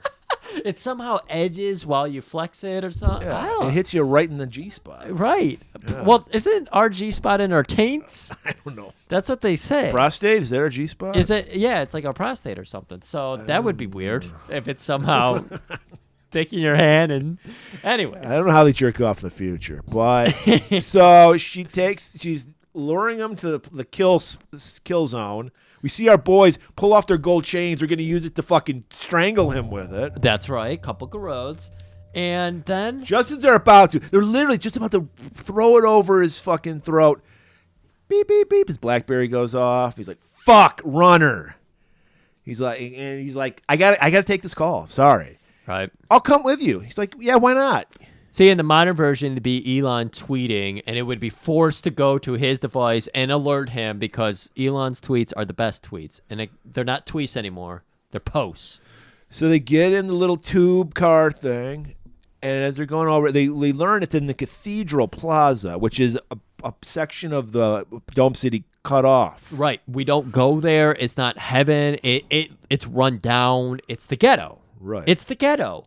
Of course, it's still full of, white people. Right. Because this is a white person's The eugenics vision, future. a eugenic future. And so he tries to tell Jessica, Logan does, hey there, Jessica, you do not want to go there. This is full of freaks. Cubs, have you ever heard of Cubs? They're freaks. Yeah, we learned that the Cubs are the juvenile delinquents of society who can't even. They're like offered, hey, all you're gonna do is get high and fuck, and they're like, no, Yeah. I don't even want to do that. They're straight edge. They're the Darby Allins. They're the Henry Rollins. They're straight edge. They're the picky eater kids. Oh, Where they're just like, I see. I see Henry Rollins because he's straight edge, and you're like, let's wean this the other way. Yeah, Take it away from my heroes. because these kids are total delinquents. No, they suck. Yeah. They suck. Henry Rollins is great. Straight edge people are probably pretty cool too. Just like vegans are probably. As long as you're not slapping a beer out of someone's hand and beating them up. Exactly. Like, fuck off. You that can be shit. straight edge. You can be a vegan. You just don't have to fucking. Just don't make talk it. about it ever because I don't want to hear it. Doesn't have to be 100% of your personality. Hey, do you want to have a beer with me? No, I don't drink. Okay, that's it. So they're driving, they start talking about parents and mothers and shit. And she's like, I've never had a parent. Do you ever wonder like who your mother is? Like, fuck no. My mother? Gross! Oh, God, I can barely get my dick up anymore, but I can get it up if you're into it. Yeah. Well, what about, like, children? Don't you ever think about... And we do know that he's been obsessed with Logan 6. He's, like, tapping on that glass constantly. Has he been obsessed with it? I don't mean, think he ever mentions it ever again. I guess you should... I guess we can't say obsessed, but he's If it was a clone, which I don't think it was, I think he would be obsessed because he's a narcissist obsessed with himself. based on Francis's perspective alone, he's showing way more interest in his offspring than anybody else has. Well, he's showing some compassion, which is verboten in this society. We don't want any emotional attachments to anyone. No family units. right, and that's exactly why Logan's like, I've had enough of this conversation. Change the subject now. Right. Well, tell me about the Cubs then. Are they really as ruthless as they say? Oh, they'll tear you apart, baby. You better stay close. Real close. So they stop at the station. They have to call it in to even get this thing opened up. Right. Okay, the door, by the way, is giant. Tons of holes. It's perforated with giant holes. Yeah, that children, which are in this area, could get through. Just get right through. The tube system might not go to them, but they might be able to walk up the fucking tube rails. So while we're actually transitioning through, the city to this cathedral, we do get, the outside look of the whole little micro set. It's awesome. I love it. They open it up. It looks like an abandoned mall, which is most malls nowadays. Right. This is very relevant to modern times. It's overrun with plant life and everything. They see a sweet little girl, Mary to Blige, and she's just like, "Hey there, I'm a kid." She's like, "Oh, this adorable child." She goes to caress the kid's face. Right. And then she scatters off. But not before. And Jessica's just like, "Oh, fuck, let's go get that kid." No. Never. Well, why does she say that, Griff? Because she grifts Jessica's bracelet. Oh, she does? Yes. Oh, I didn't even notice. She's like, "I'm down here because I'm really smart." And then when she goes to caress that golden blonde hair of that girl, zoink, she grifts that fucking bracelet and then fucking hauls Jessica ass. noticed? Yes. Oh, I didn't. I thought she just wanted to be near the child. No, she was just she wants to get her fucking shit back. She's been showing this compassion of motherly instincts and and then everything. she realizes these kids are shit. You Right. know? Well, she still wants to go get after the child, and that's when Logan has to explain, never follow a child to his second location. And then they follow the child to the second location. Well, He's got a gun. So. No, they don't follow the child. He's there on a mission, Murray. He's got his tracker, his runner And he's tracker. looking for a runner. Yeah. And the runner By the app- way, this is very Number of the Beast giving us our fucking tracker. This is why it's against my religion. I would refuse to get a fucking crystal put in my hand. You're not going to do the Elon Musk Neuralink? Yeah, I would trust Elon Musk of all people to put something in my all people. brain. But he's edgy and fun. Did you hear him tell? He can't even design a car that looks good. I've seen Did you see the shitty price? Mad Max fucking Yes. rip-off movies Yes. that had cooler looking cars than that hunk of shit. If Ford teamed up with the Mad Max team right now and And put then out a car, he'll sue you if you resell it. oh really? They want them back. They'll buy them back off you, but you cannot resell them. Really? Yeah. Oh, what a great future we live in. Did you see the price he put on it? Because he's the funniest person. $500,000? I don't know. No, he's the funniest person in the world. $60,990. God, it's almost as bad as calling, I don't know, Twitter X. Right. He was just on stage recently. God, it's like reject these people, please. If you think Elon Musk and these people are cool, reassess your life. I want to say it's okay because he's just out there on their own, but our government, our tax dollars actually fund that. Yes, dorky we're subsidizing all his fucker. bullshit. Everything. Tesla, SpaceX, all that. He gets huge tax incentives from. Or not just tax incentives, but tax money. But that motherfucker, when he was asked about advertisers leaving Twitter, 9 different times. We've always told everybody we would never be great comedians because we don't like telling the same joke over and over Great again. stand-up.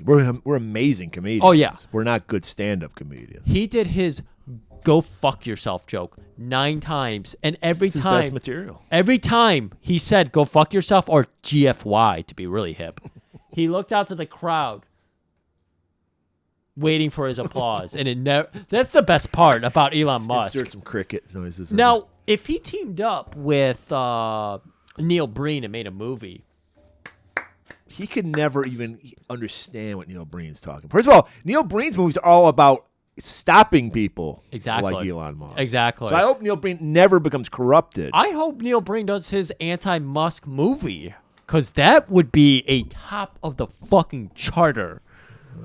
Yeah. So they're following the tracker, and then all of a sudden, kids start sliding down bat poles. They see the woman, and they yell out to her to stop, and that's when, It's all of a sudden Never Neverland because they're Yep. all dressed like Peter Pan. I'm glad you said that, because I was thinking the exact same The thing. Lost Boys. Yeah, Yeah, the Lost Boys. And they got like their homemade like shivs they got. Right, from just like tubes and everything they carve out. Their leader, Billy, like starts threatening Logan. Logan's just like, get the fuck out of here. Billy, don't you understand that these are all cubs? They're wild. They're vicious. They keep recycling. You're going to get older. What are you now, 40? Didn't he call him 40? No, or did- 14. 14. Because he's like, when you're 15, you go up to the green level. Oh. So he's still at yellow. Oh, good. That's And apparently, like, it's a blood crip thing with like generations. Because these are actually the generation. Like 5 years is separates generations in this world. yeah. There's a generation gap in every fucking. Well, Murray, world. it's like when you go from grade school to junior high school to high school. It's like you can't be associated with those Right. people anymore. So this is why 70s sci-fi was so fucking good. It kept it in that nice, like, relatable world. And when you go to green level, you're kicked out of the cathedral level. I guess there's another one for like older delinquents. I don't Exactly. know. And that's what Logan's trying to explain in front of his whole fucking, entourage here.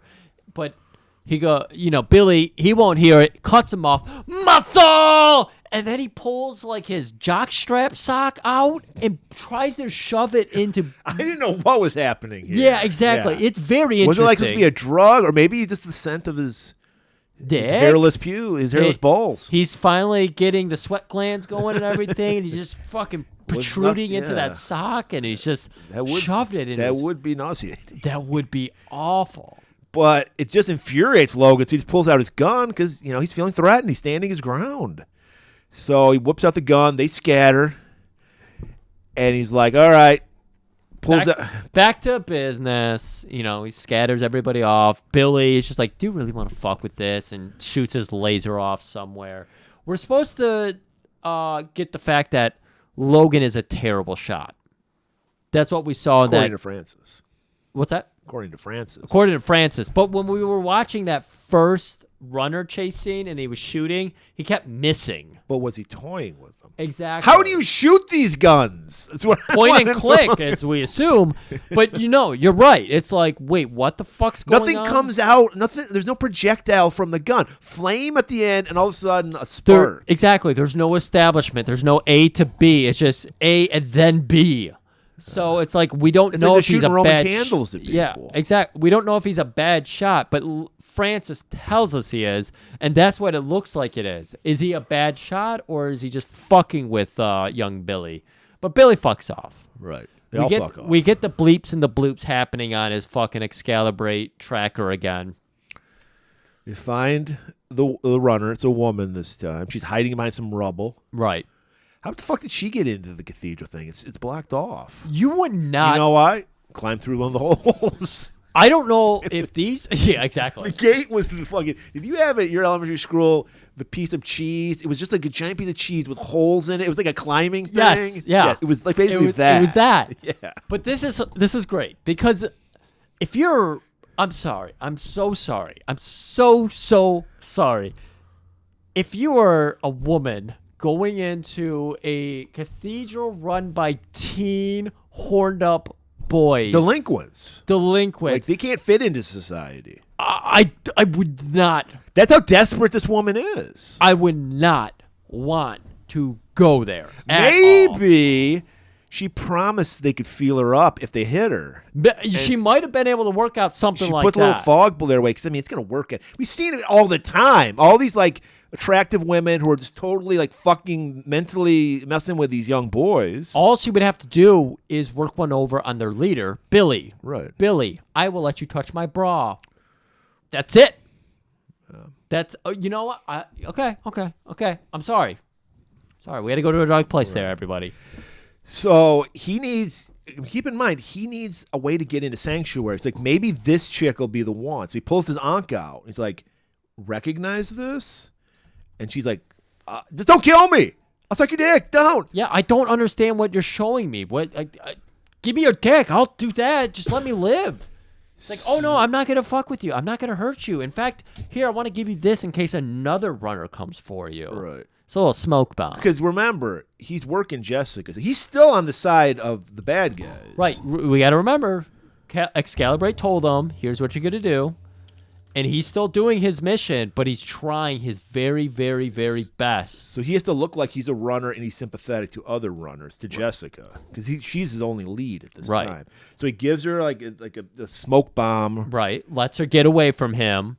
And as that's all happening, we we're kind of getting like the pulled out view, and we zoom in, and way back there in the background, just walking into the place through the Swiss cheese doors, Francis. Should have been twirling a mustache, but he can't grow one. And he hears this, and his world is shattered. He's like, BFFs for life. Like, what the fuck? He's a runner? I think he's confused about this whole thing. He's just confused about everything. He's like, he's more focused right now on the fact that he let a runner walk. He has the ultimate MAGA conservative mindset in that he cannot accept new information that contradicts what he believes in. And so he's just like covering his ears, going, la, la, la, la, I don't hear it. So he's just, like you said, he's just fucked up. Right. And so we get Jessica and Logan walking off. He sees that. He sees, Francis sees this runner clearing his sights, shoots her dead. That's his job. He's just like, I do my job because I don't want to be challenged at all. I just want to live my life, put in my 8 hours, fuck some chicks with a fucking fog bomb, and then next day. Right. All right. So Francis has notched his next kill, or his latest kill, and we go back over to Logan and Jessica. Terminate, by the way. What's that? Termination. Excuse me, not kill. Termination. You're right. Yeah. Excuse me. And we go back over to Jessica and Logan, and of course Logan. That she finally believes him now, because she was kind of, I don't know if I can trust this guy, but when she saw that he helped that woman, she's like, he's serious. He really is running. Oh yeah, he's on our side for sure. So she confesses. She's like, look, I was going to lure you to your death, but now I believe you. Yeah. Great. So you can take me to Sanctuary. Oh, I believe you. My friends will never believe this, though. Like, you're a Sandman.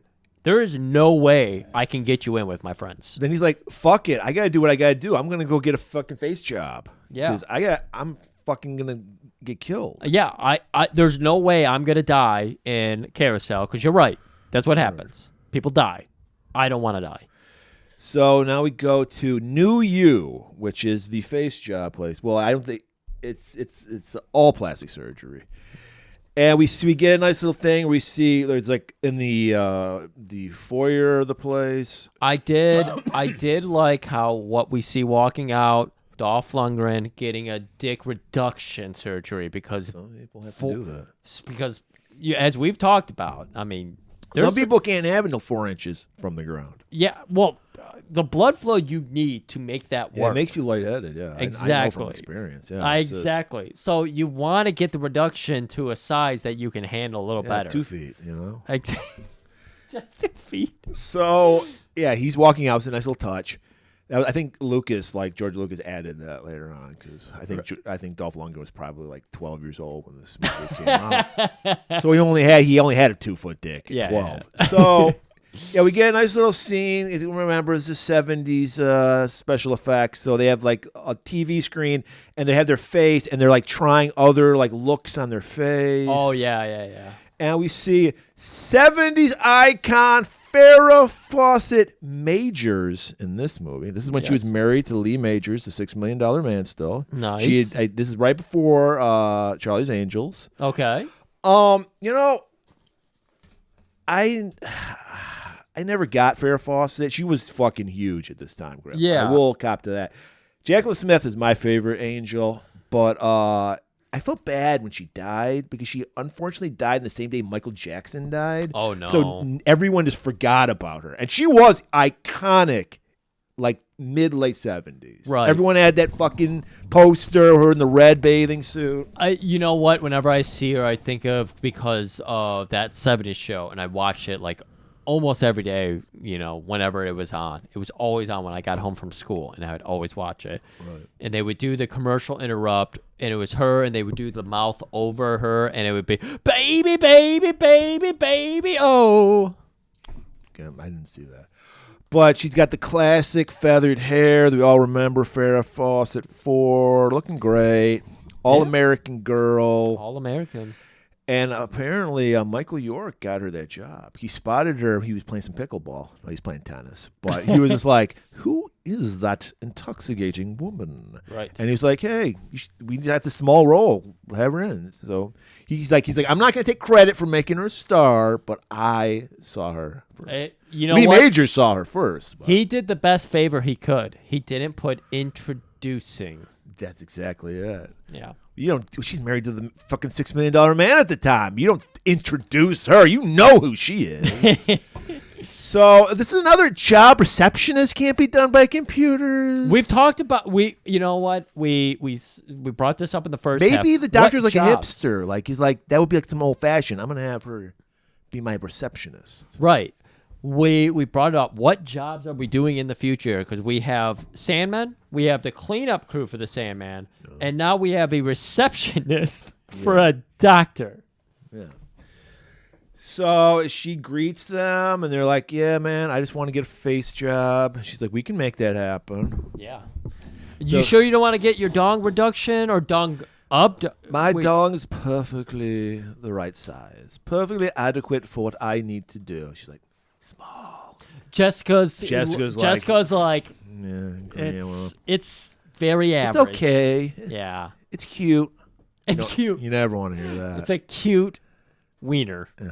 She didn't even use dick or cock. She used wiener. You don't want to hear that. You don't want wiener. Even if somebody said you have a huge wiener, it's like You want dick, cock, something like that. you got a more word with a little bit more Girthier. girth to it. Yeah, Yeah. there you go. So they go in the room. It's like a separate room they have within a room. Yeah. Very Room within a AW room. because Very- it, you know, because it's this glass. It's like a Got to be it's like sanitized and everything. it's a circular room with like a. It almost looks like the dentist X-ray machine, like hanging from the ceiling, but it has these arms that have lasers on them. Oh yeah, lots of protruding laser arms and everything, and we got our doctor who we're like, oh my god, you look like you're at least 29 years old. How old are you really?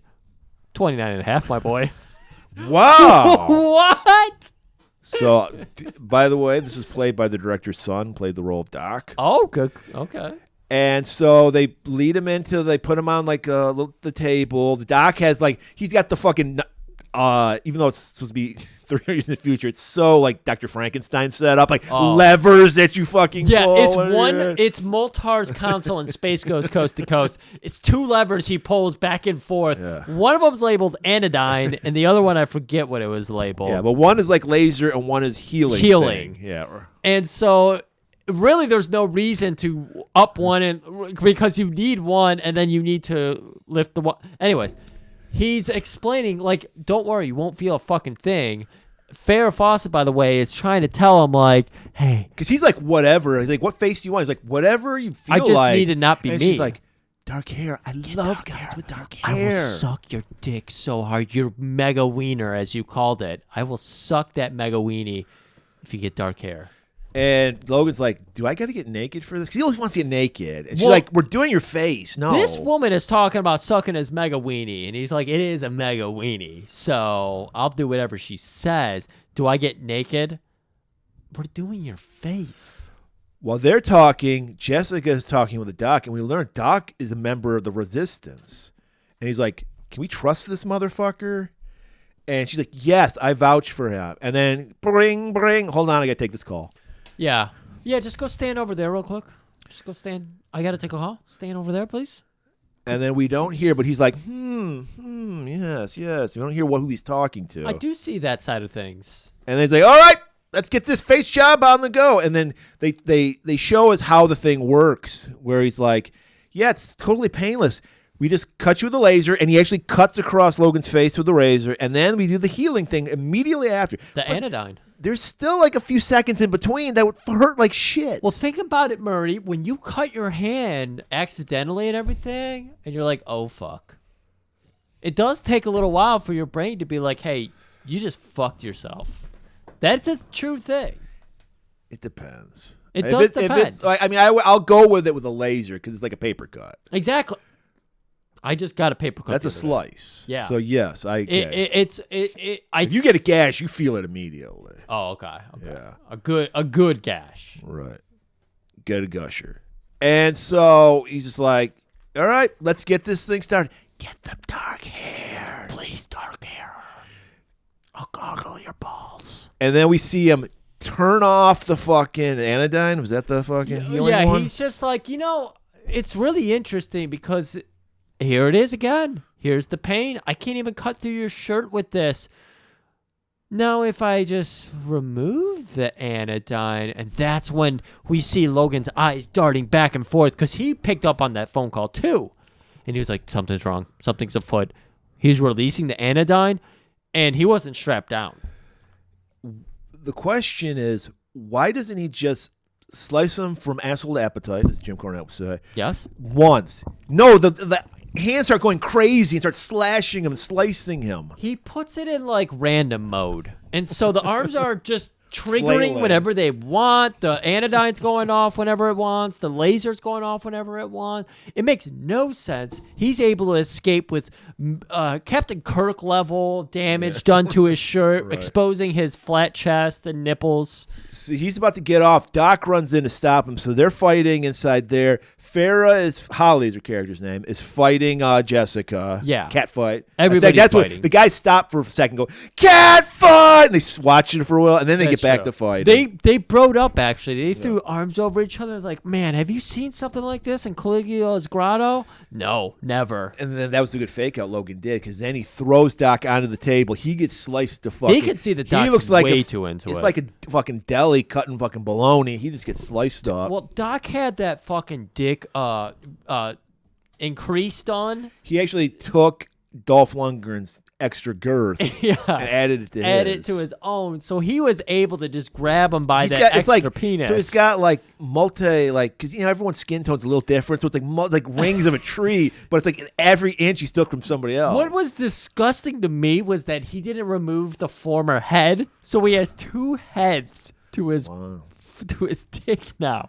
I don't know how the nerves work. Head on a head? He's got a. How does it work? Are they like side by side like a two-headed monster, or are they on top of each other? It's like trains. It's a caboose, and there's the next cart. That's not good. So it's like he pees into the other head that's on his. I don't know how they worked out the tubing, but yeah, it might just be one flow. But I hope so. It would be like would it leak. be? It would spray out. Because I know like there's anal beads and things like that, so maybe that would be really interesting to have one head in you and you have another. I don't know. We're head getting punch. doing this. We need Are to we? We need to keep Isn't moving this what on. we do? Yeah. I know. That's why we don't have listeners. So, Doc gets killed. Holly gets knocked out. Fucking Francis rolls in because he got the call. Oh, of course he did, and he's gonna stop Logan. Because that's who. Spoiler alert. That's who Doc was talking to. He was either talking to Francis or he was talking to HQ. Yeah, that's how he knew that you can't trust this guy. Okay. And so, of course, Francis is going to stop his bro. He's like, I don't know what the fuck's going on with you right now. I don't give a shit. Are you in the pussy fog? Is that it? Is this happening? Because she is tight. I like her little booty on her. She's got small tits. It's okay.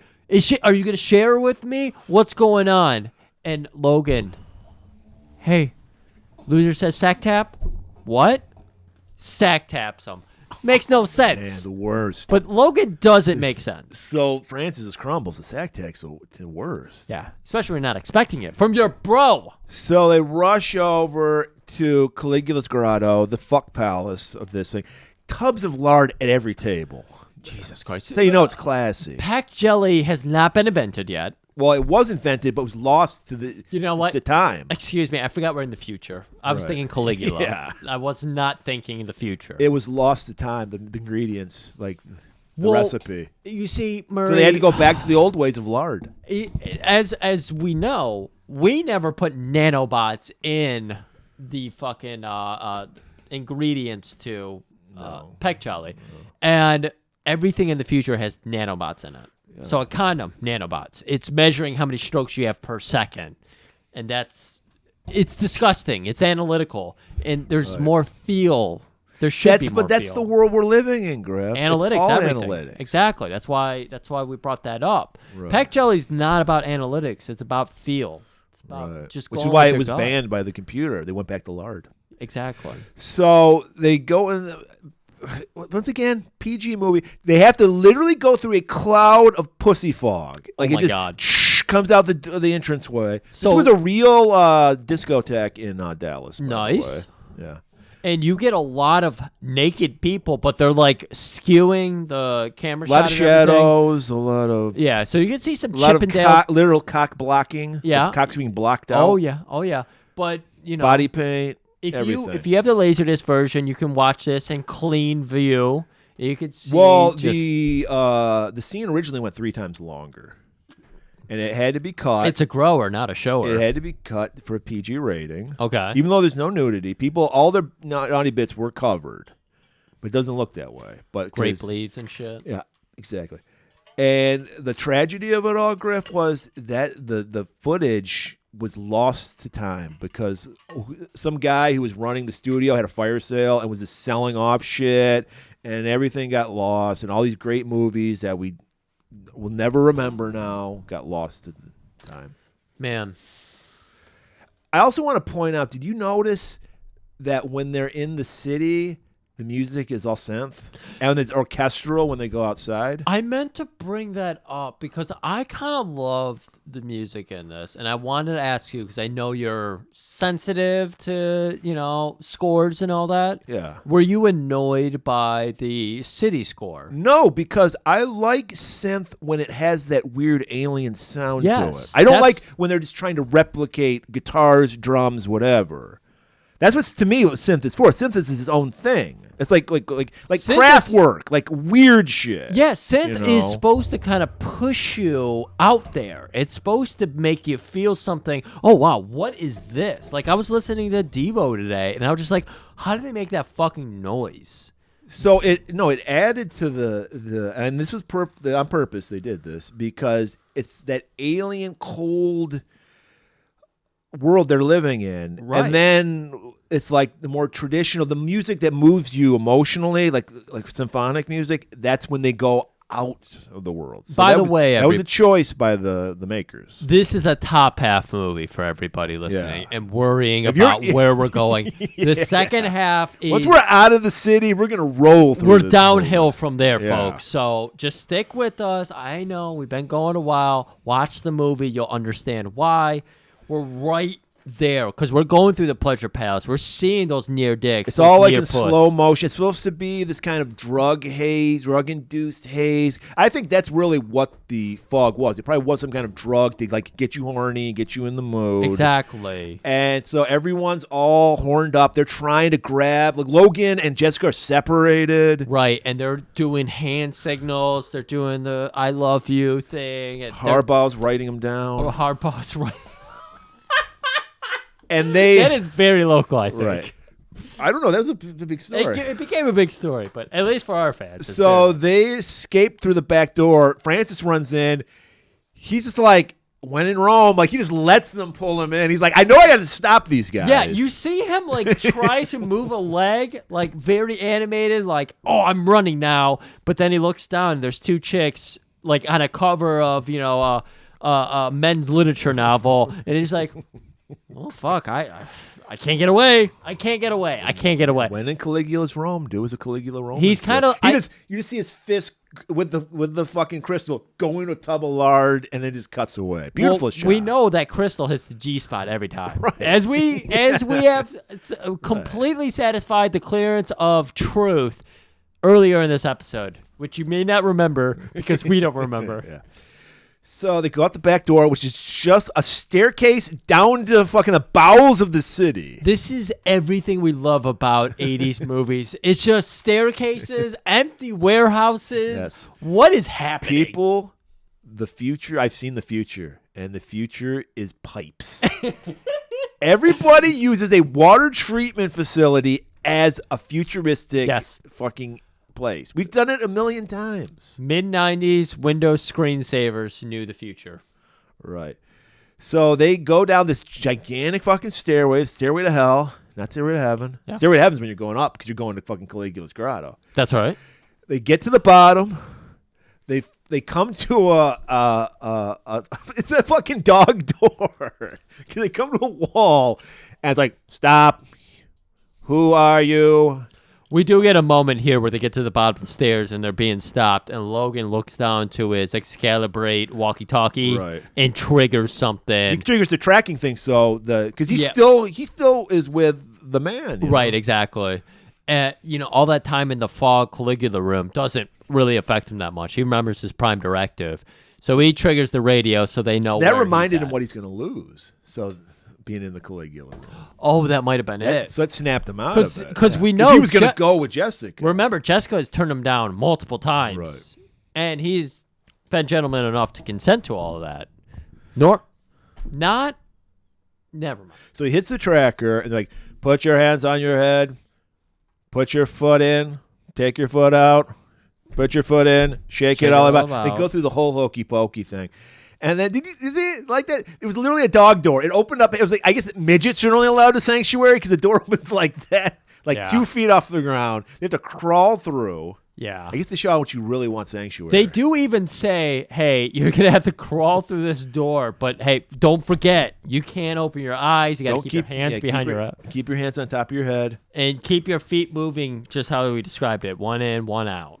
Go in, and then they're immediately pinned up against like a pillar with these spotlights on them, so they can't look out, but they're looking in, and we get the shot, and we're looking into silhouetted figures. What were these spears? What is this?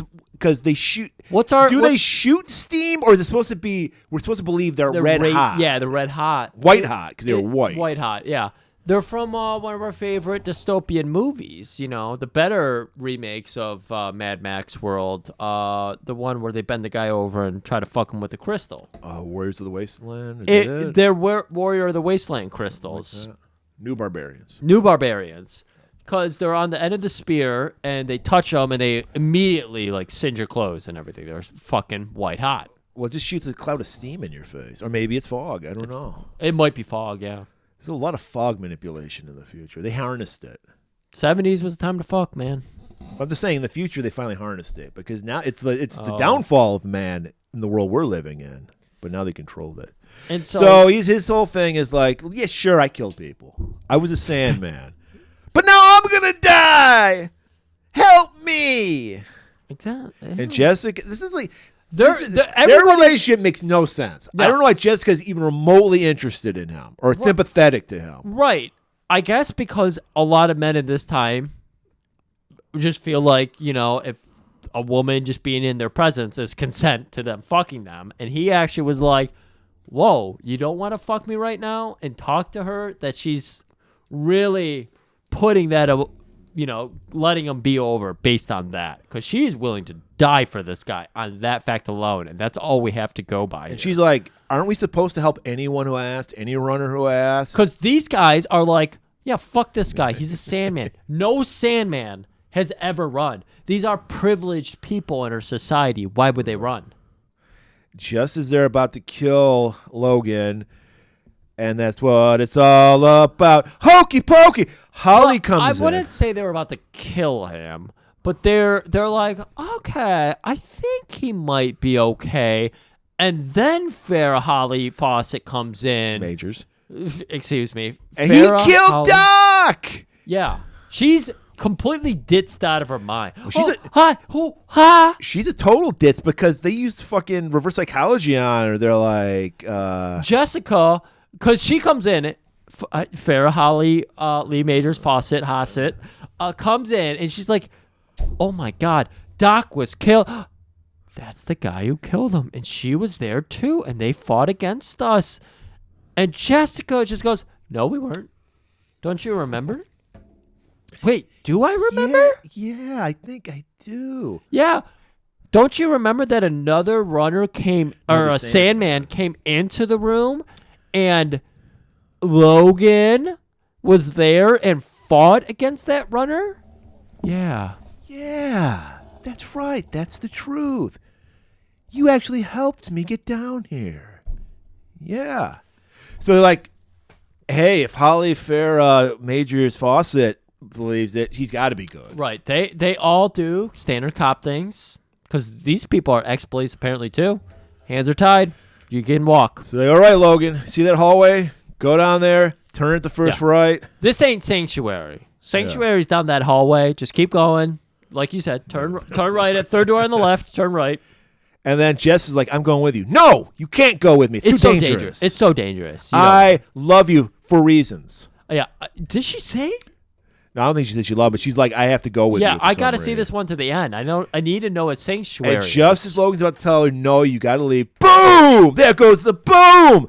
The fucking wall blows up because here comes the boys from the north. Sandmen show up. Because remember, he like hit his tracker thing. Right. He was alerting to everybody. We had a shot that went back up to HQ where they knew and they triangulated him. Poor empty-headed Holly, blown away. Absolutely obliterated. But this is where, like, this is finally where Logan's like, I don't know why it took. It's like literally 5 seconds earlier, he was all in with the Sandman, and then he's like, "Fuck it, I'm officially a runner." Right, because he starts shooting the fucking Sandman. It seems weird because that cliff is abundant. It's just like, oh yeah, now I'm different. Now I've changed. Now I've made it this far. I got through Caligula's fuck room, and I see this dwelling where these people with light spears accepted me. I'm different now. That's all it took. It was because maybe she did say she loved him. Maybe that was what turned him. Maybe when she was saying whatever she's saying, she grabbed his dick and he was like, oh, fuck. And he still got a little bit of that fog in his system, so maybe? Yeah, I don't know. It's hard to cough that up. This is weird. This is a weird spot of the movie. Again, this is where it kind of goes downhill. This is the transition. This is a metaphor for the transition into this being a less good movie. Yeah. Because we see Francis, he's like got separated by like a fence or something, and he's like, Logan, you were so awesome. We were gonna fucking I can Eiffel Tower her. It's cool. It's okay. I will share her with you. I said she was a prude before, but I didn't mean it. This is the turn because he doesn't want to share Jessica now. He's falling in love with her. Yes. So that's what it was. It was love. It took a woman, saying no to him to really. He's never had to work for it. He's never had to work for it. And then when you earn it, exactly, you finally find love. Come on, this woman in the parliaments of our time, I was going to say ladies, but there's only one lady working, listening to this, and she's already married. But this is you play hard to get. That's how you get the man. You got to have hate before love. Right. They hated each other. Check right there. She also shows her own sense of fashion. She's got that big gaudy ankh on. So, of course, he's like fascinated by that. It all works. It all works. When you put the math together, crunch the numbers. I'm sorry. We're getting analytical. Right. But the numbers don't lie, Murray. They're in love with each other. And you know who else is in love? Francis is in love with Logan. Because he's like, look, you fucked up. All is forgiven. Just come back to the Sandman bros. I swear, it's okay. I temporary insanity, bro. Let's get in the hot tub. Let's get our dicks out. Let's be friends again. And he's like, no, I'm in love. This is like the guy, once you get the girlfriend, you never see your bros ever again. He's worried about that, Francis. He sees it happening. Oh, yeah. He sees the fog. And Logan, he's slipping through door and door, metaphorical door for just avoiding friendship. There's a fucking Zargtha alley deep in the bowels. It's drenched as shit.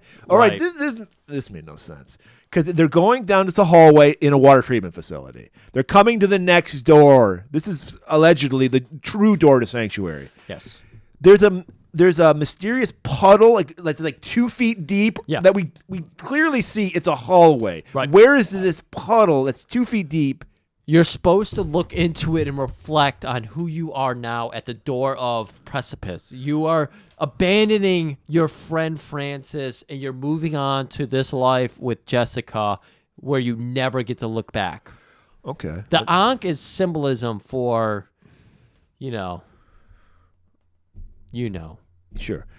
I know it's symbolic for key because that's what they need to open this door. There's literally a voiceover, not Excalibrate, a different computer. Hey, give us your key. The key, give it. I thought I was waiting for them to say you need to answer a riddle or something. I wanted a riddle. What is your favorite color? I thought they were going to say, like, what's black and white and red all over? Something like that. Something like a real brain teaser. What is a brain? That's a brain teaser, yeah. But no, it's just give me your key. So he's fumbling with the key, drops it in the puddle. He's like, oh, it's lost. We're fucked. And he's like, wait, you've got an ankh on your neck. Oh my God. So he grabs her ankh, opens the door, takes it. Just as Francis, bro, door shuts. This really is a bromance movie. This is the original Brokeback Mountain. This is because, bros before hoes. Yeah. Francis is like, it's okay to be gay. I'm fine with you being attracted to a woman, but you're still in love with me and you know it. And we know it because of the way they looked at each other through that grate. Everything about this, I can't kill my friend. Friend in heavy quotes because in the 70s you can't say lover about a man, about a same-sex person. So as the door closes on Francis, he notices the ankh in the puddle. So he picks that up and uses it as well. Because it says, use, like, it's just an automated thing. It's It like, literally rolls on a 5-second interval. So it's constantly going, hey, use the key, put it in my hole. so It rap rocks it at you, baby. As Francis is doing that, we explore the water treatment facility that is the location of this movie set. And they're like, huh. Well, I think I remember hearing that the city is run by water because there's just like water tanks everywhere. Hydroelectricity, of course. And maybe they used to fish in They used here. to breed fish here. Maybe. It's a fishery and it's also a hydroelectrical power thing. And there's Very multifaceted. There's valves everywhere that they're turning. Oh my God, it's a child's playground. There's the tic-tac-toe thing that you can flip around. There's the knobs you can turn. It's a child's playground. Right. Well, it's simplified. You know? They're children. Yeah. They're living in an isolated world. They don't get it. So it's okay. they come to another room, like sealed off. We can't do anything. And then Francis pops up, fires his fucking butane lighter. You were gun. the chosen one. Is that from another He's in movie? love. He doesn't know what to do.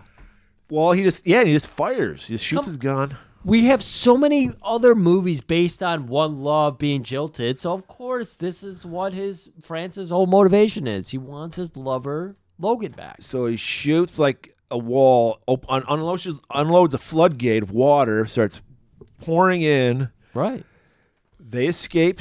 Well, they go down because it's like a Yeah. tsunami, and so Right. they're forced down. They don't escape; they just get forced down, and that pushes them into an elevator. Yes, a giant freight elevator. And he doesn't even know it because they got that, like, I don't know how to describe it. It's like the old steam engines, like full steam ahead. You pull a lever, and he just leans against the lever, and it causes the freight elevator to start lifting up. You might as well have had like the do do do do do. Because this is like a Rube Goldberg situation here where they're just kind of like happening into things now. And as they're going up, it's getting colder. And they get up to the top, and you can see their breath. And because she's just wearing this like very thin gossamer, like silk She's gown. actually put on some tights at this Well, point. they come back and forth. It's weird. They really do. Yeah. I'm glad you said that because I was like, Yeah. is she nude here and tights here? Because it did go back and forth. You're right. Okay, thank you. But it's all over the place. But they end up in this Ice refrigerator cave. world. It's an ice cave. Yeah. Yeah. And they're sliding around, and he's like, "Look, there's some furs there. Right. Let's get naked. Let's let's get- do well, a cliffhanger." It makes sense because they Yeah. were just drenched in Right, water. yeah. And you're frozen now, so you do want to get those clothes off you, and you get a close up of Jessica taking her. You get a shot of her butt. Yeah, we get a nice nude shot. You It's a get to PG see- movie. It's we not get- sexualized at all. They need to get naked. Right. We get to see his sunken chest, so it's like, and then we get to see her nice. I don't little know booty. if I would be on an ice place taking my shoes off though, because he takes his boots off. Does? Yeah, because your feet would like stick to the ground. I guess they would if they're wet. They are wet. That's Yeah. the whole issue. Well, his feet I mean, and they're his doing boots. the right thing. They're doing a cliffhanger. They're doing the right thing. He's Hey. like, I have to put my penis inside you. We need to get your core temperature. And it's like, I have Guys. to. Please go listen to Cliffhanger to learn more. We're not. I know we've over sexualized this, but it's because we're living on a hedonistic world. You never notice that? I mean, we've over-sexualized every episode. Yet somehow that's how we grew an audience. Yeah. There's a lot of freaks out They there. want it. They They do. want it. Sex sells. Yeah. I don't know. I don't know So what to say. thankfully, there's just pelts. Like fur pelts. everywhere. Yeah. So they just cover themselves There's up. a conversation pit carved into ice, fur pelts, a nice little roaring fire. So, and then we also see that there's all these statues, I'm using air quotes, of walrus, penguins, seagulls up in the rafters. It's very cool. You think this is just a conversation pit. You know, this is just cool shit. Cool, literally.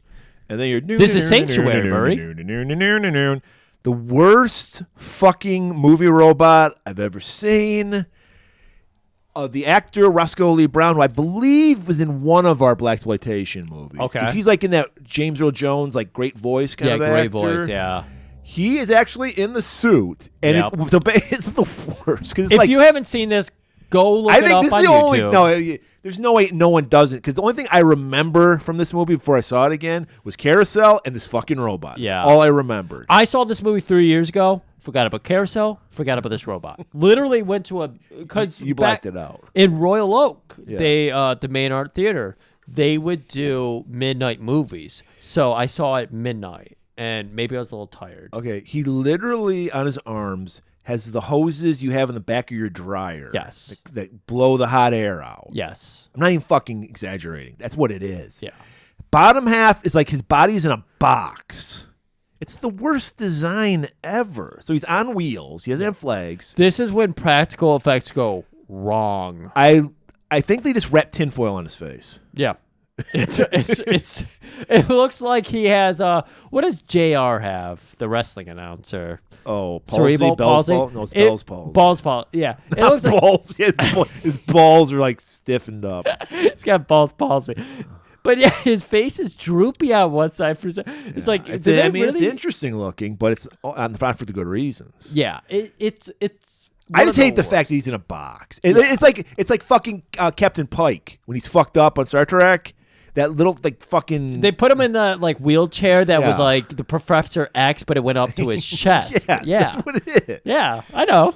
And apparently, like I said, the actor was in the costume, and he had to operate everything by like.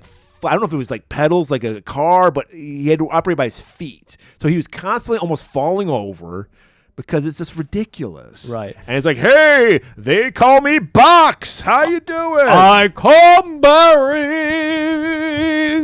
products of food, soy, kelp. Protein. He keeps saying protein. And he's like, do you like my statues? The birds will sing my name. When the wind blows through this tunnel, the birds will sing my name. Box! Apparently, okay, there was some scenes cut out of this scene. Okay. Because he's like, I have to sculpt you, because he had all these sculptures. So he sculpts a statue of them embracing each other naked. Like, of them. Oh, okay. Like we just saw when they got naked and okay. And so he basically, all right. I mean, I like that they kind of. We said this was the fast half, remember? Yeah. Well, I like that once they get outside. Oh, okay. After they, we talk about we like some mystery. I think I like a little more explanation. What is this? Why is there? Because is he a robot made by Sanctuary? Right there is the main question I was going to have for you. Yeah. Is Excalibrate programmed this computer, somehow manifested it into this world, into this exact location? I believe it is because... It has to be. Well, then again, I don't know because... what he said, I think it's Sanctuary because his job was to make sure people who came out of the dump were taken care of and fed by protein and plankton. It wasn't about people who come to him. It's about people on the inside. He's supposed to be retrieving food. No. That's the thing is food was sent to him. And he's like, they stopped sending me food. So what do? I have to make food. And that's why he's freezing people.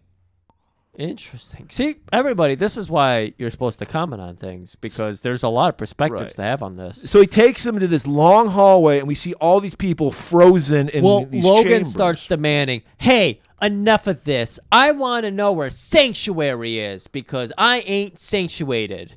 So he's like, all right, just look down that hallway, my boy. So he explains, like, I guess basically the people are food now. That's why he's freezing them. Because apparently he's a very crude robot. He's just like, I just have to supply food for people. No, he's stopping the runners. That Right. was a literal thing. He was stopping the runners. So the statues in the hallways are people he was... No, because he clearly says food stopped coming, so I had to create food. And that's the people. But he can't differentiate. Okay. He clearly says that. Okay.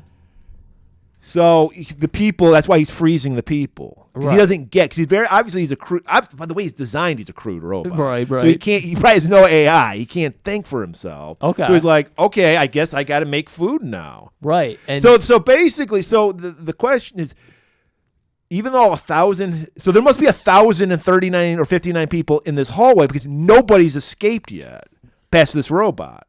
Right. 1,056. Yeah. So they're all frozen. Which, I mean, so like, see, this is where it's confusing because, like, so the people who are involved with Sanctuary have never gotten out.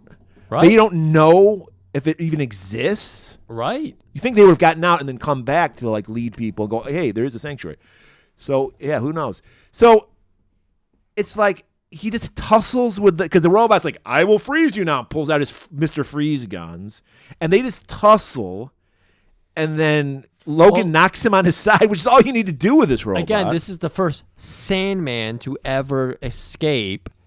And so no one has ever walked out with a blaster. Right. And so he's using his blaster to his advantage. He gets in close. He lifts up Box's arm as he fires off a fucking turkey blaster, because it's a baster. And it shoots off, and a stalactite falls down. We get a cave in, and this whole scene was awful. This is where practical effects go wrong. This whole scene. Cliffhanger should have taken notes. Because instead, I mean, all you needed to do was get some fucking white styrofoam and have it fall down. No, they superimpose shit falling down on top of our actors, and it looks so bad, and you can literally see right through it. So it's an awful scene. And the aftermath of this, Box is dealt with, is done. Because he just got knocked over on his knocked side. over like a turtle. And his legs don't even kick anymore because he's barely got legs. He has no legs. And now there's a whole new clearing outside, and there's the sun. Which they've never seen. They've never seen. Dome And they city. look straight into it. Well, like you would do. Like but Trump would do, yeah. At the same time, that would be the most blinding thing. Because I used to live in a basement. And, sometimes after being in a basement for 2 days, you would go outside and you'd be like, fuck, I can barely see. It was a very well-lit ice chamber, though. That's the one thing. So you think it got him ready for real sunlight? Okay. Yeah, well, it could have been a scene where they put off sunglasses and put them on. That would have been cool. I would have been fine with that. Ice cold. So they're like, wow, and it's warm. Like they're like children. So they venture out. As they're going out, Francis comes into the ice cave. He sees everything, sees the exit, follows them. We're done with synth music, people. We're on to the string orchestration. We're on to the beautiful human-made music. And we got the two. They're just settling down. Is this the real world? I don't know if I like it. There's bugs. There's gnats. This is everything Murray loves about camping. Right. Murray hates camping. Also, classic woman. It's like, I got what I want. Now I don't like it. Now I don't want it. Because she's sitting on a rock, and then a fucking lizard's like, that's some pussy. The lizard hadn't smelled pussy in a long time, so he's going right up that skirt. I hate outside. I want to go back. But they keep venturing forth because at this point, we got to find Sanctuary. They still don't know where Sanctuary is. Logan doesn't know if he's ever getting his time back, in the world. So he's just like, no, we're going to find Sanctuary because I don't know if I have anything to go back to. I had 4 years cut on me. You didn't. We're finding Sanctuary. So like a dad trying to get his family to Disney World, he's cutting through the brush. Nighttime has fallen. She's like, no, we need to stop here. And we're going to sleep. Right. Oh, all right. I guess we can. And they're wondering, are we the first people to get through? Next morning, they find some water. What do you do? Cannonball! Naked cannonball. You want that fucking backdoor enema. Well, maybe they went back for seconds, but the first time they jump in with their clothes on. Oh, okay. But then they like, you know what? Babe, it's kind of chafing. I got to take my shirt off. So they get naked. And they as they're frolicking, because in your water you got to frolic. You gotta frolic. They notice, they look at their hands and go, hey, they're turned off because they're out of the City. the vicinity of the computer, so it doesn't work anymore. So they're like, holy shit, we're not gonna die now. This is so fucking awesome. And Jessica's like, we need to fuck to commemorate this. Right. She is so enthralled by it. And now they're doing like water techniques and everything. They're flipping underwater. They're like a couple dolphins fucking. And then we just kind of do a Scooby-Doo doodle-doo, doodle-doo, doodle-doo into the next They're scene. walking some more, and then they see off in the distance. They're like in a swampy like area. They're in an interesting area where they got the grass grown up tall. And then there's just this Well, it's like waterway. reeds. Yeah, reeds, Yeah. sure. And then you have this waterway that leads up to this giant Monument, an obelisk, if you will. an obelisk, if you will. And then we see the Statue of Liberty. No. And so they walk towards it. Like, that's got to be sanctuary. That's a man-made object. So clearly there's going to be humans, there's going to be food, and there's going to be fucking. Because now that we're in love, I need to toss up with some more dudes with you. They find the Lincoln Memorial covered with vines. They walk up. They see the statue. They've never seen an old man before. Whoa, what the fuck's going on with his face? Was he really this fucking tall? Are we really small? Or is this guy really fucking big? Ugh. Old people. She did check his pant leg. Because she was like, is it the proportion? Because she's used to people getting the... Well, I thought you wanted to see if Abraham Lincoln had two on the vine. Yeah, well, yeah. That's kind of what I'm saying, too, is like she's used to people having 2 to 4 inches from the ground. Yeah, because eugenics. Exactly. Yeah. It's So, all fun, all right, so we're getting our like kind of Planet of the Apes moment where they're seeing the fucking Lincoln Memorial. They're like, God, that's got what old is. I don't want to fucking be old. They stumble on the Capitol building. They walk in the Great Rotunda. We see a skeleton of the MAGA shaman. We see shit still smeared on the walls. This is the real deal, people. This is the world where January 6th happened, and it happened right. Right. And that's why the world fucking collapsed. Because Trump became emperor. And then nature took back over because we nuked ourselves, apparently. So they see there's cats everywhere. They hear the clinking of nuts in the background. You're like, what's that clinking? We know that clinking, of course, because me and Murray are usually clinking nuts when we're recording here. Is that a sex thing? Clinking nuts? No, that's breaking walnuts or... Yeah, with my fists. Yeah, Uh, I don't Brazil eat them because nuts. walnuts are trash. I just break them and then drop them in. Murray's I got to one of keep my those. cliffhanger skills up. Murray is one of those folks, you know, I know. always showing off his hand strength. Yeah. And so they find an old man. They've never seen an old man, played by Peter Ustinov. And Is that someone we should know? he was a big. Well, I don't think he was a big star, but he was in a lot of shit. A lot of epics back in the day. And he's a jolly old man. It's been a while since he's seen humans, apparently. But he's cool with it, you know. Right. Because Jessica just comes straight in. She's like, you're fucking old. Those wrinkles on your face, do they hurt? Can I touch them? Those cracks in your face, do they hurt? No, they don't hurt. And she's like, can I touch them? Oh, go right ahead. He fucking blew a load right then. Because he's never had sex before. He's been living by himself. You see, me and Marie had a pre-conversation about this, and I know this is supposed to be the fast half, people, but here's the interesting part about this movie, because he says he grew up around parents, and he grew up around some people, so maybe He didn't say, we don't know if he grew up around people. he grew up around his parents at Yes, least. he said parents. Yeah, that's true. They actually passed by the cemetery where his parents are buried. That's on true, the way and there there. was a lot of other tombstones, though. So maybe there was other people. That could be Arlington. We don't know. Yeah, that's a good point. Wait, what? No, it can't be, because we're in Washington. Well, Arlington's in that area. Oh, is it? Yeah, what's it like in Virginia? I'm mean, I'm thinking assuming- Arlington, Texas. No, I'm assuming it's not a city; it's a graveyard. Oh, I'm assuming that they're in Virginia. That's where the Dome City is. Yeah, or like no. Maryland, Virginia, somewhere. What's got to be? It's probably. I don't know. Is Virginia? Is there some coastline, doesn't it? Yeah, yeah, yeah. Okay, It has to be up on that East Coast. Yeah. It has to be. Well, yeah, definitely on the East Coast. But I'm Yeah. just saying, I'm trying to. Is it Maryland? Is it Delaware? Is it, Gotcha. all that shit? Right. Is it because they're in D.C.? But my thing is, this kid, this old man, he is like a child, yeah. Yeah, he is a childlike. He's probably insane because he's been alone for at least 20 or 30 years because he's an old man. I want to say he's been there. Like, I feel like his parents died off pretty young. I think he's been alone for at least 40 years or so. But he's not alone, Griff. He has his cats. He's got his cats. You heard a crazy cat lady? He's a crazy cat man. You know what? He has some Catman blues going on. Catman blues. And there was a little thing. It didn't show up, obviously, because it's too small, but his buttons were pennies. Nice. That's very good touch. And he's just like, remember, he's probably insane. He's been alone for decades. So think about the hobbies you have when you were alone in COVID, and then when you went back out to the real world and try to tell people about it. And they were like, is he bread making? Yeah, exactly. He was making sourdough bread. He's like, I got a fucking starter dough going over here. And of course it was deflated and awful. It was just rotting.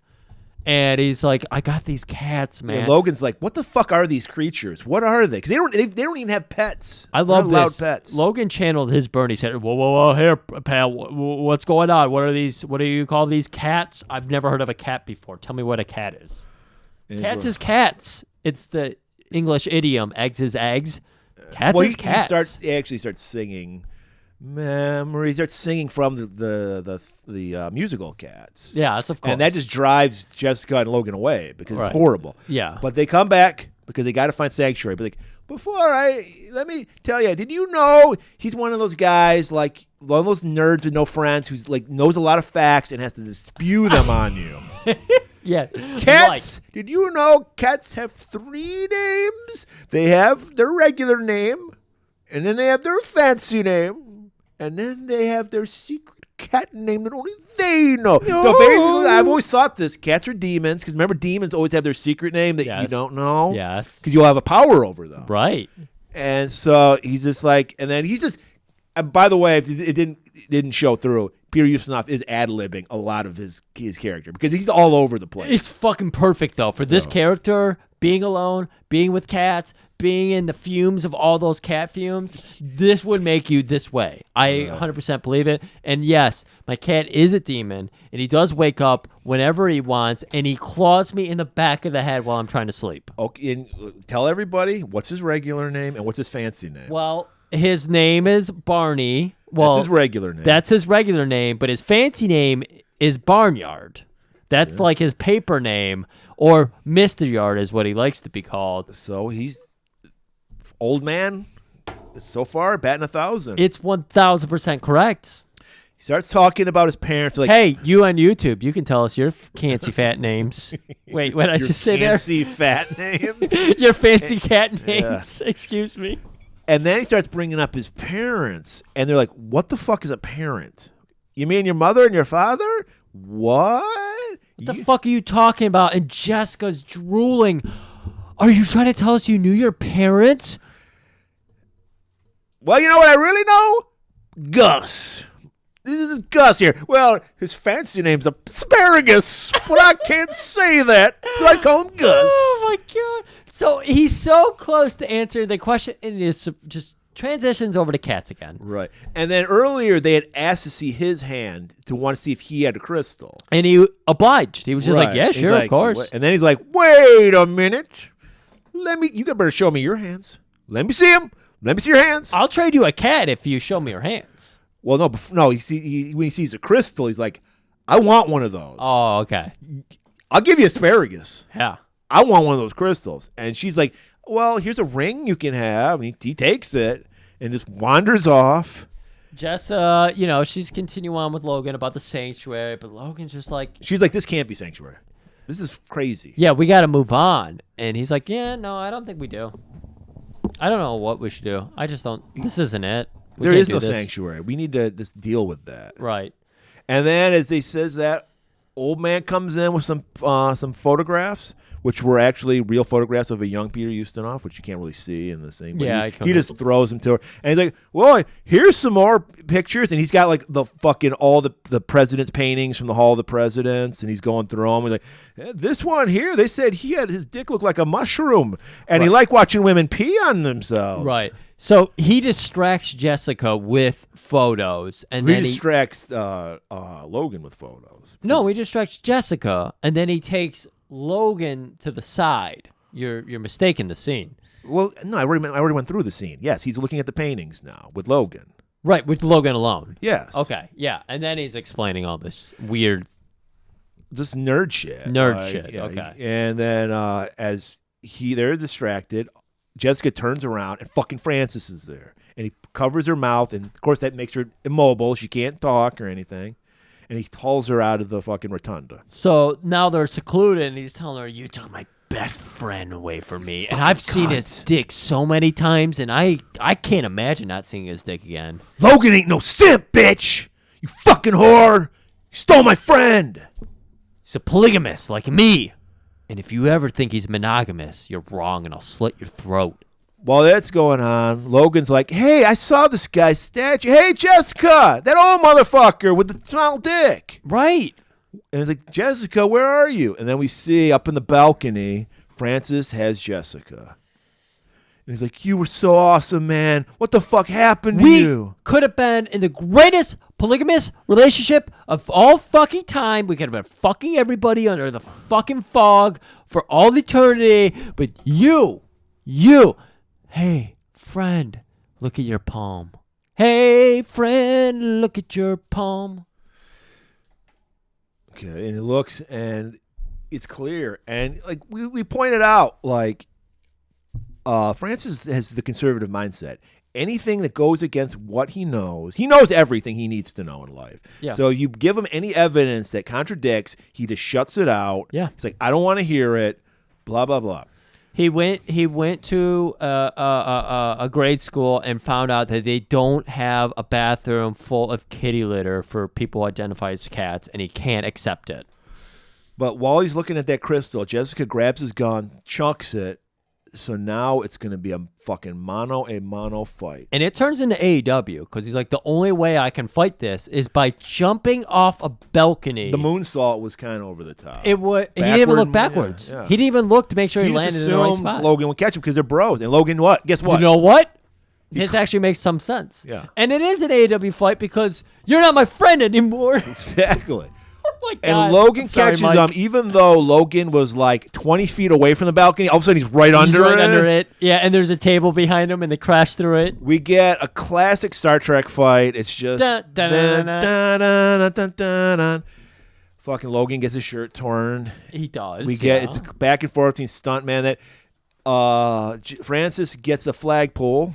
I was really offended. Let the fucking flag touch the ground. I love this fight though because it's very realistic. There's books being thrown. They're just like grabbing shit. There literally was a chair shot. There was a chair shot. They doctored it so they exploded over Logan's back, but Logan no-sold it. He went John Moxley. He said, "I drink blood." I was a little over the top when Logan grabbed a coconut and smashed it over right Francis's head. You thought that was over the top? Because it was He's gimmick. never even seen Because, a coconut. Yeah, it was totally gimmick. There's no way you would kill a guy with that. You would absolutely kill a guy. We get the scene where Logan is on a desk, have his throat pinned down by the flagpole. Is he gonna fucking survive? Is he? And then he claws Francis's eyes, gets a hold of the flagpole. This was such a lame. He slaps him with a flagpole to kill him. Yes. Why didn't he stab? Well, I guess they want a PG rating because I would have him get impaled on the fucking flag. I missed this part of my second watch too, as I usually do with movies. I watched it twice. On my notes, I was too busy writing to see how he fucked him up. That's how he did it? He just slapped him with it. Slapped him across the side. Not even a stab, a puncture. No. Slapped. And it fucks him up. He actually sells. I'll give him that much. And then Logan's like, "You are my bro." And he just cradles him. And this shows that Francis is like, he's in that fucking MAGA fog because he notices Logan's like crystal. And he's like, "You renewed." Like he just will not accept. Yeah. Even though he saw it in his own hand, he saw that his crystal was blanked out. And he dies.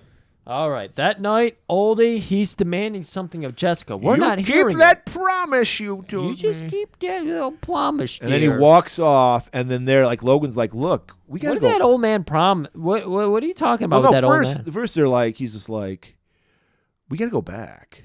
Like, we need to tell people there is something out here. And then fucking old man eavesdropping here saying, you promised me you'd bury me when I died. It's true. I did promise him that. We can't go anywhere because we got to bury him. And he's like, I don't have time for this shit. We got to go back. We need to bring these people. We need to give them freedom. Though, listen to me. I have beautiful hair. I'm white and I'm a Sandman. Sandman lives matter. And they're like, old man, take a look in my eyes. I'm a lot like you. And that's enough to make the old man go, I'll come with you. And because they need proof. Yeah. They've never seen an old fucker. Right. I mean, They're going to show saggy balls and everything. could you give me a little bit more incentive? It's a town full of nothing but under 30s. Who have What? never, ever fucked an old guy. And that's a novelty. And he's thinking, wow, Jessica came in and fingered my face within And a second. Yeah. So who knows? And I blew my load within a second. Exactly. So who knows? These girls might even look at my old wrinkly genitals. And that is the greatest load of all time. I might die of sexual arousal. So he's like, I'm in. Let's go right Yeah. now. The journey might be Fuck perilous. the cats. Fuck that pussy. There's some pussy waiting in Would that you say fucking there's mall. more? Is there more people, pussies in this city than in my capital house here? Oh yeah, 10 times over. Way more. Ooh, Lord have mercy. You ever fuck while you're high? I've never been high. You're gonna love this city. Let's go. He's been high on cat fumes. He doesn't separate that though. Yeah. So they go to walk-in. They stop for the night. Start the one skill old man has. He can start a fire, and he didn't. He you know who didn't start the fire? Not him, because he did start the fire. Whole time, beautiful stories. Oh, I had a cat once. He was orange striped. It's all cat stories. It's all cat It's stories. like everyone you know who has a lot of cats. All they Yeah. want to talk about is their fucking cats. Oh, the one was full orange, but he had one black eye. That was the interesting part about him. And he sees he's losing them. So he's like, I got to get my A material. How about parents? And they're like, what? Like, Jessica, for yeah. sure, is just like, oh my God, what? They're like, well, we saw on those tombstones, it said, beloved husband. Beloved. And he's like, well, yeah, that's my mother, the beloved wife. Yeah, that And means my mom. She loved my dad. Beloved husband. And this is where the whole society collapses. This is. I loved Logan's response to this scene. Because he's used to a hedonistic lifestyle. Right. So Jessica's hearing all. Monogamy, Yeah. one man and one woman. I like that. Logan's like, pulling his collar. I Like, know. And so she's like, Logan, don't you think we could get into that kind of lifestyle? Like raising children. raising children, me, you, and a child as like a F word? And he's like, oh, yeah, sure. I'm into that. And he's looking, I love this, at the camera like, bitches, come on. All right. The next morning, they're walking along the beach. We know it's the beach because we see the Statue of Liberty fucking peeking out. And they're like, I love this is their plan. We're going to go. We know it's a hydroelectrically run a city. How about we just go through the water? Like they have any idea what the layout is. If there's Nothing. turbines that would chop them up. Exactly. How deep, how long they would be underwater. Hey, let's idea. just wing it. Let's just fucking do it. They don't do a surveillance. They don't do anything. They don't do a reconnaissance. They're just like, let's go feet deep. Feet first. I mean, when you live to Yeah. 30, it's like, why not? Yeah, because remember, there's no doors on this place. It's a sealed up city. So apparently this was a real like fountain in Texas that they used for this scene because it's like a tiered, it's like a reverse kind of pyramid. It goes down. Yeah, you're right. Yeah. It is. Yeah. And they're like, all right, you stay here, old man. We'll be back. They just dive under. Thankfully, they knew exactly how much time they need to be underwater because there's like these grates they just pull off like it's nothing. Guys, if you remember the Teenage Mutant Ninja Turtles first video game on NES, you do have to get into the fucking things. I beat it, by the way. You did? Yeah. Murray. I beat, yeah, I think didn't you have the copy that No. I beat? Somebody I might did. have. I do have that copy, so Yeah, I might have lent you that copy. That was but when I was going on that dare, showing you people all things are possible. that was that. Isn't it funny that in Nintendo games they always had that level that kids could not beat, and that was the one that was underwater one? terrorizing to me, and I still remember it. I still have fucking tremors about it. I know because I beat it. But so they, As an adult. well, I beat it as a kid too. I had the game as a kid. How old were you? Well, I mean, I was 14, 15. Well, Griff, I was like 12 when Nintendo came out. I'm I know. sorry if I wasn't. I know. I'm a just saying. child. When I say I'm a kid, I'm like I was 8 playing that game, Yeah. and I couldn't figure it out. Well, you were a dumb kid, I guess. So they surface, they run. Guess what? It must have been I guess because according to IMDb, the movie takes place over like a week, so Okay. it must be a carousel every week. Maybe that's a Friday night thing, like a blow off thing. You know? It might be, yeah. Friday Night Lights, Friday Night Carousel. Okay. Right, because there's a new kid. You imagine this would be the worst time to be on Carousel, like just when they decide that it's all bullshit. Like you're the last people to die on Carousel. Oh yeah. No, it would be. I wonder. This kind of comes into the conversation of like we're canceling student debt, and the people are like, no, you can't do that. I had to earn it. As a person who paid off student debt, fuck it, pay it all off. So they do what you do. Listen to me. It's all a lie. And then everyone's laughing at him. Yeah. Like, we're going to Carousel. Yeah, exactly. It was like whenever we go to a show, we're like, who's this fucking chick yelling who works at a Target or whatever? I work at a fucking Kroger's. Yeah. It's that lady. Yeah. It's that lady. And you rightfully ignore that person. And me and you would be there. We'd be laughing like, fucking chick, where do these people come from? We're here on the level. So no one's listening except the Sandmen. They're listening because they apprehend both Jessica and Logan. They take him to Logan to the headquarters, and they have an interrogation machine. And so they put him in a chair, which somehow projects. I'm guessing these are supposed to be your mental images. Yeah, the computer reads out. Excalibur goes, we're gonna get your subliminal. It's like a debriefing there. Surrogates. Yeah. And so I thought it was trying to do something where like separated his brain or something, like some kind of advanced interrogation, enhanced interrogation. Yeah. George Bush Like, devised. into your mind so you can get the truth. Right, and it's projected in these little holograms where it's straight out of Power Rangers, Right. and it's This was one of the first uses of holograms in a movie. It's good. It actually kind of works, and it's like rainbow affected prism kind of deal. And he's like, there is no sanctuary. And like they're like, nope, that's not what I want to hear. It's all frozen. Nope, still not what I want to hear. And the computer is just pumping it. It's just fucking fuck me And with this this is info. this is why fucking torture doesn't work, because you torture someone until you want to get the answers you want to hear. Exactly, Ron DeSantis. So I don't wear boots with heels in them. So the computer cannot. The truth bomb that's hitting the computer is way too much. This is like every QAnoners dream where our truth is so fucking significant that people's minds are blowing. I was waiting for it. Does not compute. Does not compute. Yeah, it should have. There should have been a readout because there's constant Excalibur readouts. Yeah. There should have been one where it's all in gibberish or something. And so the computer starts imploding, blowing up. Yeah. His information, and they superimpose like an atom bomb going off or like a star imploding and on somehow itself. that makes the whole city start to blow up. So Logan is freed from his chair. Jessica just falls over. She's a woman, so she falls over. She which literally saves is her. clinging to his leg. He's dragging her across the hallway, shooting people while dragging her. Shooting the computer. He's shooting those time clocks on the wall. It's amazing. All of a sudden, people are on fire now.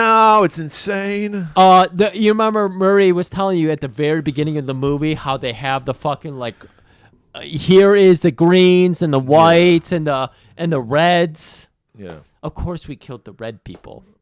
See what I did there? The whites are on one end, the reds are on the other. Wow, that's very topical. Or is it? Did you see the image? Somebody showed up to a Chiefs game in blackface. No, I did not. I see saw it. that image, and I was just like, what? So the city just caves in on itself. So everyone has to escape. I don't know. Where the fuck do they get? I guess a hole breaks open because there's no way. The only way in is through the water treatment thing. They should have saved so much more time to make this ending more interesting, because it's not interesting at all. No. A lot of the action's not interesting in this movie. It's got great ideas, but the action is left a lot to be desired. That is the tagline of our podcast, though, because we're always like, this movie's got too much action in it. John Wick, fuck that movie. There's nothing to it. It's just garbage action scene. This movie has that problem in spades, though, because it's just like, oh, explosions and running and happenings, and then all the people just walk outside into that reverse pyramid scheme. Right. And there's an old man. Made a little fire for himself. Right. And they all go, what the fuck is that? Can I fuck your wrinkles, sir? Or how do you identify? But first, one woman comes up to him, and Griff, no, this isn't some ordinary woman.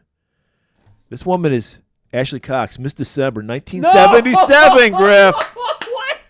You know what her turn-ons are? God damn it! Old men? Sexy music, candlelight, rain and lightning, tanned bodies, and old men wrinkles. Oh my! This is perfect because there's the waterfall. Wait till you hear her turn-offs.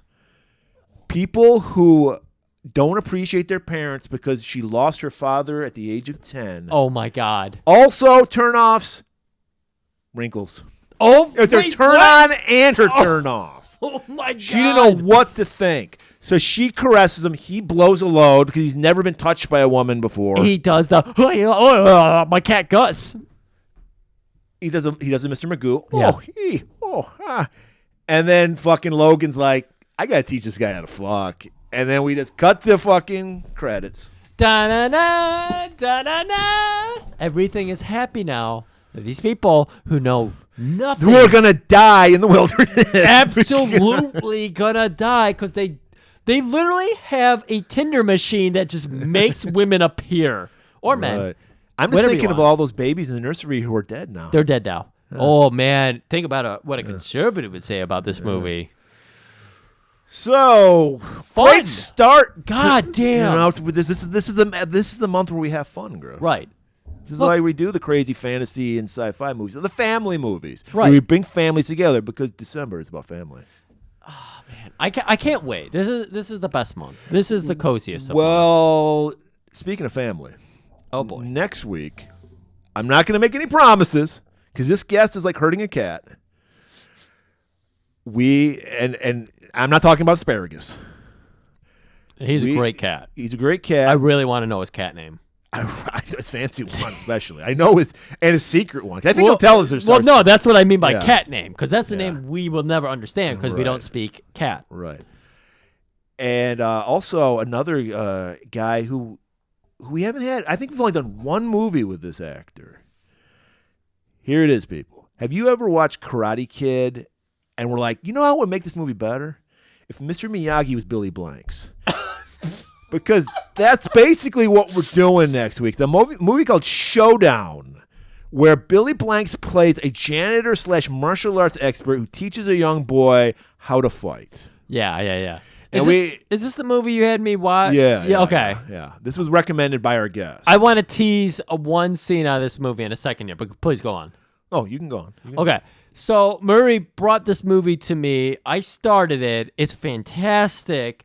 And in one of the opening scenes, we have a party happening. So, party. Everybody has alcoholic beverages and Solo everything. cups, yeah.